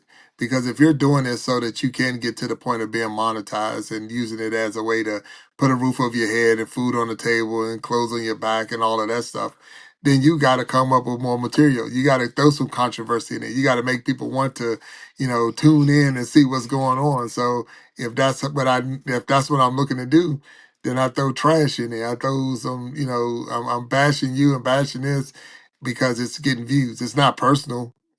I'm just trying to feed my family. So, and it sounds like both of y'all have maybe experienced some little bit of that where someone might have said something or, maybe, say your way is not the right way or whatever. But every day. Again, it's just it's I can't take it personal because I don't know you. I don't take it personal because this is what I like to do. Like even with having a guest on here, I don't have to vet you to be a guest on it. One, there's a button if I want to get you off of it if you came in and was disruptive. But at the same time, it's like this is an opportunity for us to have a real conversation. I'm learning so much about that hobby of yours. It's like, wow. And I've used to have them, but I didn't have them, and I didn't have the passion that both of y'all are showing. And I can see like, wow, it's not inspiring me to get back into it because I remember all the work that went into it, and I just don't have that time anymore. So to the point like we didn't mention that, but like having a large tank and you're not in the right area, if something happened and that tank break, Yeah. and you got 40 gallons of water in that tank, you're gonna have some damage in your house. You're gonna have, so make sure you got a good stand and make sure you got. So it's a lot more to it than just, I got a fish, and I got this plastic bookcase thing that you got from Walmart or whatever, and that's holding my 40-gallon tank up. You're gonna have some problems. You're gonna have some Yeah. problems. So yeah, so that's something that I think is important to put out there. That go if you're gonna go into it and do it right. Get the right stand. Get the right gallon tank, or like I say, you said 20, so that's a good number. Make sure you got a good filter. Make sure you got all of the things that you're going to need to get started and do it right. Or I'm not gonna say you're wasting your time, but you're gonna have some dead fish. Yeah, I mean that's my experience for sure. Yeah, and just to going back to the reason for the size of the starter aquarium is because if you if you pay attention, particularly, not to name just one store, but uh, there's Petco out there that does like a half off price on their aquariums, and typically it's about a dollar per gallon is what it averages out. So $20 on a brand new fish tank is not that expensive to try it out and see if you want to get Right. into it. I wouldn't buy it if it's not on sale. If it's on sale, $20 nowadays are pretty easy to come by. It's probably a little bit more now. I think they're more like in the $30 range, but it's not going to set you back like trying to buy a big aquarium. You start Right. getting anything, in over, what is it? Yeah, anything over a 20-gallon, you're going to start getting to the hundreds of dollars. Right. And it's just not worth it to try it out. Or just look on, the other markets that are out there that resell stuff you can find online. And usually you'll find real good deals on there. I've got a lot of stuff for free just by looking. Oh yeah. So There's usually somebody quitting the hobby every day. Mm. Well, you can definitely email Big Jack because he got some aquariums that he needs to get rid of. So he emailed me right now, and I got some stuff that because I'm not gonna throw them away, but at the same time, it's like I'm not gonna do anything else with them. But it's definitely it's a relaxing hobby. I look forward to when I came home from work or whatever to go and see how the fish were doing and things like that. It's just once it's like I can't get to the point of starting over, especially like I say, Oscars can live for a while. So you're talking 3-4 years into it, and they got big, and now it's like Yep. I don't want to. 55. Yeah, I don't want to start over for sure. I don't want to start over.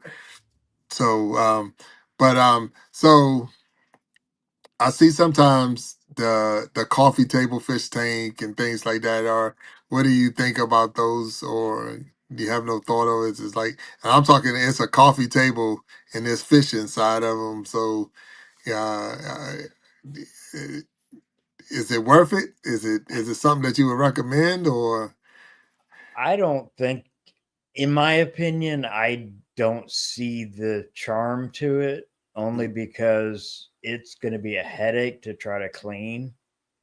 And you got to get in there quite a bit to clean. And I mean, I've even seen like office desks that were aquariums too. And I'm just like, wow, that must be a nightmare. Right. Wow. Maybe not. I mean, I haven't tried it, so I really can't say for sure whether it would be a nightmare or not. It just depends on who makes it. And, is it, and my thing is, you'd have to have, for a coffee table, you got to have an outlet in the middle of the room somewhere. Yeah. For oxygen or for the filters and all that. Yeah. I mean, unless you get, a fish that doesn't need oxygen, but I don't know. In my opinion, every aquarium should have air, but that's just me. Good points. Good points. Mexican, you got anything on that or no? Probably got one. I think they're pretty cool. Oh yeah, I'm saying that you might have one. Look, I don't want to say that you might. No, have one. I don't have one. I mean, I can't have anything with water inside the house. That's why I'm stuck in the garage. Oh, gotcha. That was kind of the deal. Right. This is my sanctuary, and she gets to keep the rest of the house for whatever she wants to do. Oh, there you go. Yeah. So, but yeah, no, I you know what? If you could do it if there's certain basic information that you need to master to be able to get away with not having to run a filter, not having to run air. But there's a lot of information you need to be able to access. You need to be able to recognize if there's a problem too, and how to address it before it really becomes a problem. Doing that kind of stuff requires some years of experience and some knowledge. Right. I wouldn't recommend a beginner to do that. But I've seen them. They sell them like they're pieces of furniture, and you get pretty good access to them. The tops will come open. I've seen where they do that kind of stuff. Oh, okay. Yeah, it's just it's just a different setup, really. But most of them do have internal sumps, and they have an extension cord that you just kind of plug in like a lamp, because it's all inclusive in the system. Right. But they're designed to be that way. So yeah, no, I don't know. I mean, I like them, don't get me wrong, but I don't know. Yeah, I can see both ways. I can see, because my biggest thing would be someone putting something on the coffee table and breaking the table, and then we got an issue. Yeah. So that's my big thing. And I'm not getting personal. I'm just asking a question. So your hobby, do your kids or any one of your kids or grandkids picked it up, or they're into it as well? Or no? No, that's probably one of the reasons why I still continue to do YouTube, because it's the only opportunity that I get to interact and connect with other hobbyists. It's just right. Like that's what I'm saying. In my family, and we're quite a big family, I'm the only one. I'm the only one that, and even in my circle of friends, there's a coworker, but he does saltwater. So there's that a little bit of differences that we could talk back and forth about. But for as many people as I'm surrounded by, there's only one other person that I know in my immediate circle that it's remotely similar to what I like. Right. Okay. All right. And DBC, other than seasoning the fish, is your child, he's in, or he or she, I'm not sure, he said son or daughter, but are they into your hobby with you? No, they're more into amphibians. Oh, okay. Oh, like lizards. And... Right. Yeah, but it's still in the same tank. I mean, world. So it's like the, Oh yeah. I'm more into the tank and making sure you got the heating stone and the right plants and the right, got to have the water and all that. Hmm. So it's that tank environment that it might not be fish, but it's definitely maintaining that tank and keeping it. 'Cause like I said, when I was in college, I had a ball python.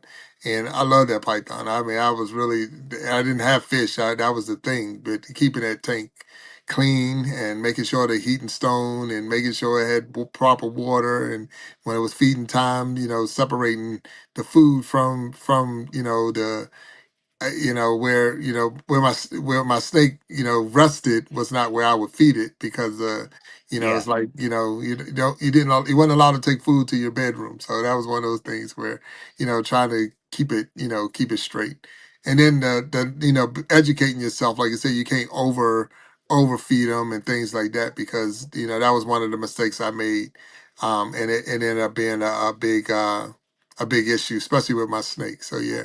So Jamal Williams in there, he said, God bless you, Big Jack. God bless everybody. Thank you, Jamal. How you doing?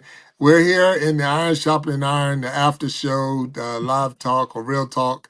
I got DBC was my guest on the Iron Sharpening Iron show. And then we got Mexicali, Fishkeeper, which is now, he came on because when we're doing the after show, we do a opportunity for guests to come in and talk with the original guests, and if they have any questions or a deeper conversation, which 100% we've definitely went deeper with the conversation. So this has been a success. This is the first time we've done that. So Fishkeeper, this is the first time we've done this. We've never done it before. This is the Iron Sharpening Iron Show. Matter of fact, I don't even remember how many episodes this is. Because we started halfway through January. Now we're in January now. January's been a long month, so we're halfway through here. So we had all of January, and then two in December. The last Wednesday, Sunday in December. So I think we had maybe 7 or 8 episodes if we're there. So and this is the first time we tried to do a after show. So, but I appreciate you, Mexicali, being on here with us, and Absolutely. DBC. Definitely thank you, because it did accomplish what we were trying to accomplish. As far what I was and what I envisioned was to having more coming in and having a deeper conversation. And if this was the first time for y'all seeing each other side by side and It live, is. hope this grows into something bigger, or relationship for y'all moving forward. What did he say real quick? I feel the positive energy in the air, Glory. Yes, thank you. It is. It's been positive. So that's the one thing I like because you don't know. I mean, because I don't vet the guests, so I don't know. You could have came in and was like everything you said was wrong. Da, da, da, da. So I would have Well, to, I would have to cut it off quick, but you would have got that part in. So, but you didn't, and I appreciate you coming in very No, respectful no. I've and seen Mexicali's yeah, live. He's good. right, yeah, right, and that's I've good. seen Ben's videos and stuff like that. So I knew we had some common ground Right, right. that it was just a matter of time before we kind of cross paths. So Got you. I know he's commented on some of my videos. I've commented on some of his stuff. So Okay. it's we knew of each other. We just hadn't had an opportunity to come together like today. Right, Yeah. right. Well, I'm glad this the Iron Sharpening Iron show was allowed you two to come together because again, that's the whole purpose of the show. We are stronger together. This is sharpening of each other. Your skills and his skills together going to make both of y'all better, and I believe Yeah, that. that's So great. that's the 100%. Destin to recover is in there. Hello, Destin. Thank you for stopping through. We're excuse me. We're in the Iron Sharpening Iron after show. We had DBC Aquatics, and he did a wonderful job today on the show. And we just Thank here you. having a deeper conversation about maintaining a fish tank, having a fish tank, the types of fish. So if there's anything you want to know about it, and DBC has already said, if you want to know, come see him. So I'll be reaching out to you. And then Mexicali Fishkeeper came in as a guest on the after show.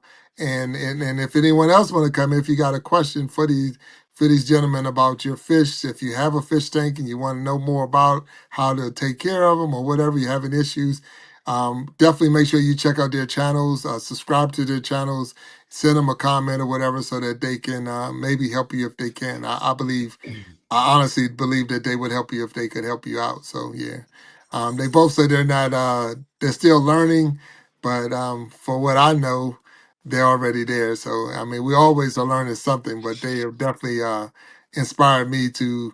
I'm not gonna say want to get back into it because I remember the work, but I might go to PetSmart or something and go check out the fish and look at them in the tank for a little while. But You That's know how it it's coming, starts. Jack. That's how it starts. yeah, yeah. Yeah, I got too many other hobbies, so I'm hobbied up right now. So, um, and that's the thing because I know when I do things, I get fully engaged in it, and I know if I do this, it's going to be like, wow, you don't have time for everything anymore. So, yeah, but that's my problem. That's one of my issues is trying to. Uh, like I say, I'll go all out. I'll go all out, go all in because I think it's worth it. Especially when I enjoy something, and that makes it a little tough. Trying to see, come on, hit that like, yeah, yeah. Also, yeah, for sure. So thank you both. I mean, so if is there anything that y'all want to share? Is there something that we didn't cover? Because this is you're the SMEs, you're the subject matter experts on this topic. I'll put it like this. In this group right now, all three of us, you're the subject matter experts. So is it something that you would like to share that you think that someone should know or what you would want them to know in this situation? Either one. I don't know if it's something you're interested in it, pursue it. There, fortunately, today there's a lot of information out there, so your rate of success is going to be much higher than say when we probably started. Yeah. So it's just it's like anything else. If you really do your research, you'll be all right. It's not rocket science. Obviously I'm doing it, so if I can do it, anybody can do it. When it's kind of like content creation, just start. Mm-hmm. Find out information that you need to start it and start. Because you're not going to learn unless you do start. Yeah, I mean that's like anything else. You're right. If you don't start it, then and it is going to be a lot of trial and error. So you're going to try. So I wouldn't go out and get the fancy tail better fish first because of the money. I would maybe start with one that the $5 one and say, okay, I'm gonna move up because I've seen the better fish and I'm saying it wrong. Please correct me. I want to say beta, but y'all were saying I think Beta. beta better. You're Okay, still so I'm talking okay. about the So same fish. so I'm Tomato, okay. I'm tomato, okay with that. I'm potato, okay if I potato. say it. Okay, so I appreciate y'all letting me know that because I was trying to say it right, and I was like, but I've seen them in the tank with other fish, so I've seen that. But again, it's more of they had to be raised or started small with that, and they wasn't as aggressive as they got older or whatever. So that's what it was a mom and pop type shop, and they had a beta in there. It was one of those fancy tail. It was like a real big tail off of that, but at the same time, he was saying that fish started with the other ones, and that's how he was able to stay in that tank with them. So I don't know if that to be true, but they were in there. So I'm gonna have to take the person's word for it because the fish was in there with them. So, and I know, like I said before, I had piranhas with Oscars, and because they started together, they didn't fight each other. But I know if I'd have put them in there separate or later in their lives, it would have been a fight, big time. So, because there are a lot of fish that are territorial, and you just gotta watch, what you're putting them in there with, for sure. Yep. Yeah, I guess the only thing that I would add to that, if you watch YouTube, there's not a single person that's keeping aquariums on YouTube that has not had fish die on them. That's just going to happen, even when you're starting out.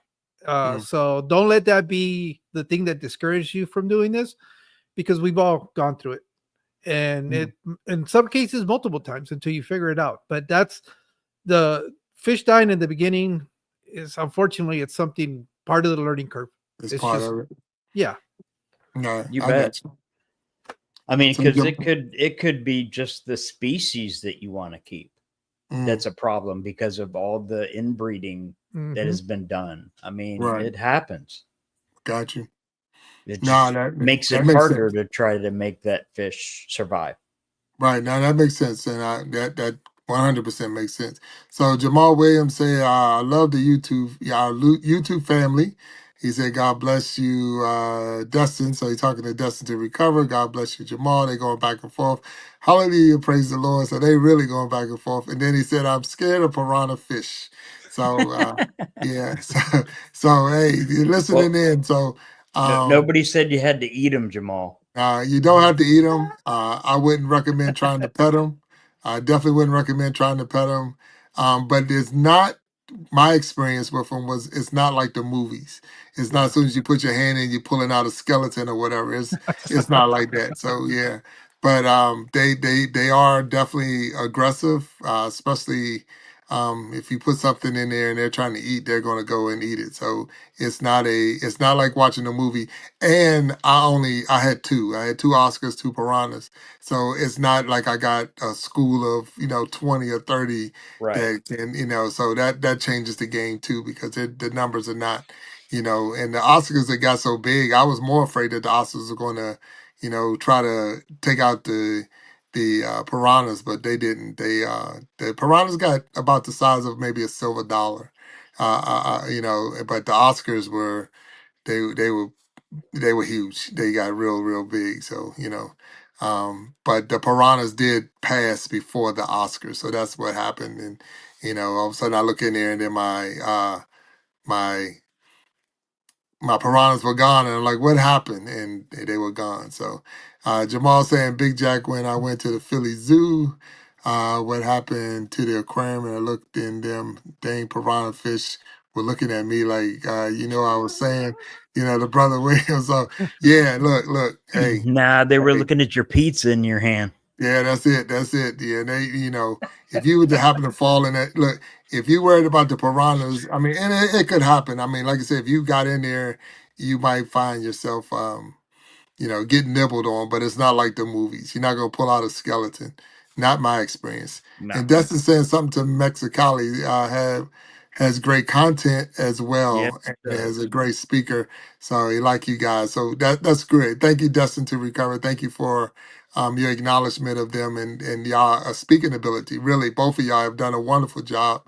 I could not ask for a better first time to do the Iron Sharpening Iron after show. This is the first time, and I truly appreciate you both, and I've learned a lot. I really have. Mexicali, you are more than welcome to be a guest on the Iron Sharpening Iron Show. My email has been scrolling at the bottom of this right here. If you just send me that way, because I can send you the link. That's the only way. And I'm booking up through March right now. We do a Wednesday show and a Sunday show, 7 p.m. Eastern time, just like you saw today. And always willing, and because we all bring different things too. Like you say, Yeah. DBC made the comment that he does both saltwater and freshwater, and you said you're just a freshwater, and it don't have to be about fish. It could be anything else that you do and that you love and you're passionate about that we can have a conversation on. So if you are interested, definitely send me that email one and we can move forward for sure. And Destin to Recover says they have salt water. Mm. That's pretty Yes, she cool. does. Yeah. Okay, so that's cool. So wait a minute. So I did not know 100% that Destined to Recover was into the fish world. I didn't know that. So I looked at her channel, but maybe I need to investigate more into the channel because that's not the focus, I don't believe. So, No. you know, Dustin, the link is in that chat if you want to get on here with us for a second because I'm missing something because I know that wasn't, but I'm glad to hear that you got because you don't have to be. Fish could be it's another hobby. Like I say, I love to bowl, I love to play golf, and those are my hobbies. But that's not just me. I got a lot of other stuff I like to talk about. But she said, but I still love to support. Yeah, okay, so but no, 100%. So, gentlemen, I'm not going to hold you any longer. I thank you. Look at a mess. Oh man, we are all sick. Oh well, look, you got an open invitation, and I'm sure you don't look a mess. But you're good. So you're good, especially if you're talking about going live. But I don't want to hold y'all any longer. I definitely thank you both for coming on to the Thank after you, show. Jack. And it's been fun. It's definitely been fun. I'm looking forward, as Destin said, she fell asleep, but I'm looking forward to watching the replay because I think this was a really good show. And yeah, it haven't inspired me to get back into the fish game. I'm telling you that now. We're Yeah, working on it. yeah, no, like, keep poking, keep poking. I got my fish tank, so But look, I don't even like now. See- Even if I go fishing, I do a catch and release. I don't want nothing to do with the fish. I'm not even bringing them home. So yeah, yeah. So but yeah. I'm definitely inspired. I mean, and I've learned a lot today, and I truly thank you for that. And thank you. So, those who are still in the chat, we're getting ready to close out this live after party or after show, and we have DBC Aquatics, which was the guest on the Iron Sharpening Iron Show today, and Mexicali Fishkeeper came on with us during the after show, and we have had a deeper dive into the fish world, and we're talking more of the No pun raising of intended. no pun intended. That's right. Yeah. Yeah. So it's more I honestly believe that, and I'm being for real, that fish, they get the short end of the stick. So, if you watch any movies and anything, they'll use a fish for everything, and it's like they don't get the respect that they should. But I'm like, any animal rights activists don't come and defend the fish. The fish don't ever get anybody. So it's good to know that there's people out there that really care about them and are concerned with keeping, like you say, the species going and things like that. So thank you both for that. And I will be supporting. I'm already on DBC, but Mexicali, I'm gonna be checking you out, and I'm gonna make sure that I, Thank you. get on your page and start looking at it because I believe both of y'all are offering a lot of good info, and y'all both are good people. So from what I've seen right here, and that's going to be that's the bottom line for me right there.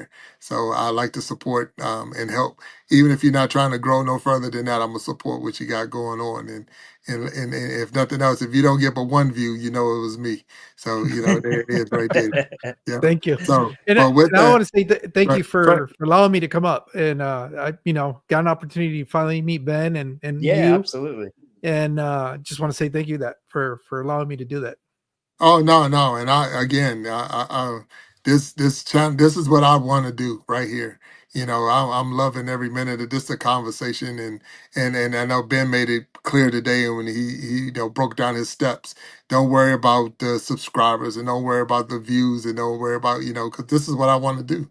So I'm like a kid in a candy store, and I always say I'm like in a little mini heaven right now because I'm doing what I want to do. No different than you talk to me for an hours about the fish and the tanks and all in your hobby.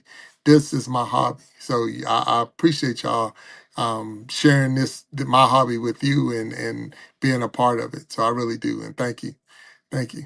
But with all things, we're gonna have to end this one. So I'm gonna go on out of here. And I don't know if you knew this, Mexicali. I'm gonna break this down. While we was in this live today, you could be live on your own channel if you didn't know Mhm. that. Okay, so you could have been, or if you didn't do it, if you did it, that's great. But I know I think it's if you're on the computer, it's up in the right hand corner, and if you're on the phone, it's like in the lower, where the three dots are. You can put yourself live as well. So if we ever get back together like this, make sure you get, you go live, so that way your fans and followers will be able to, like you said, you would have probably never came across my channel Yeah. had it not been for Ben. So that's just a way for those channels to link together and even make it bigger. So with all that though, and obviously Jamal said one thing, Big Jack, I'm having a super great time here with the brothers. All right. Look, the brothers don't have to end. Now, I'm gonna have to step aside because I only really said I was gonna do an hour, but now we're doing the after show. And but I still got a family, so I gotta make sure I take care of them and all of that because even though I'm having fun with my hobby, if you don't take care of the family, something's gonna give, and I'm not gonna Gotta That's be let right. balanced. something's going to give. You got to keep the balance, right? 100%. So, fellas, thank you again. I'm glad y'all was Thank able to you. link up this way. And until next time, I'm gonna tell y'all, Ashley, really, stay blessed, and in peace on you both. All right. All Thank right. you. Thank you. Yeah. Thank you. Good night. Good night.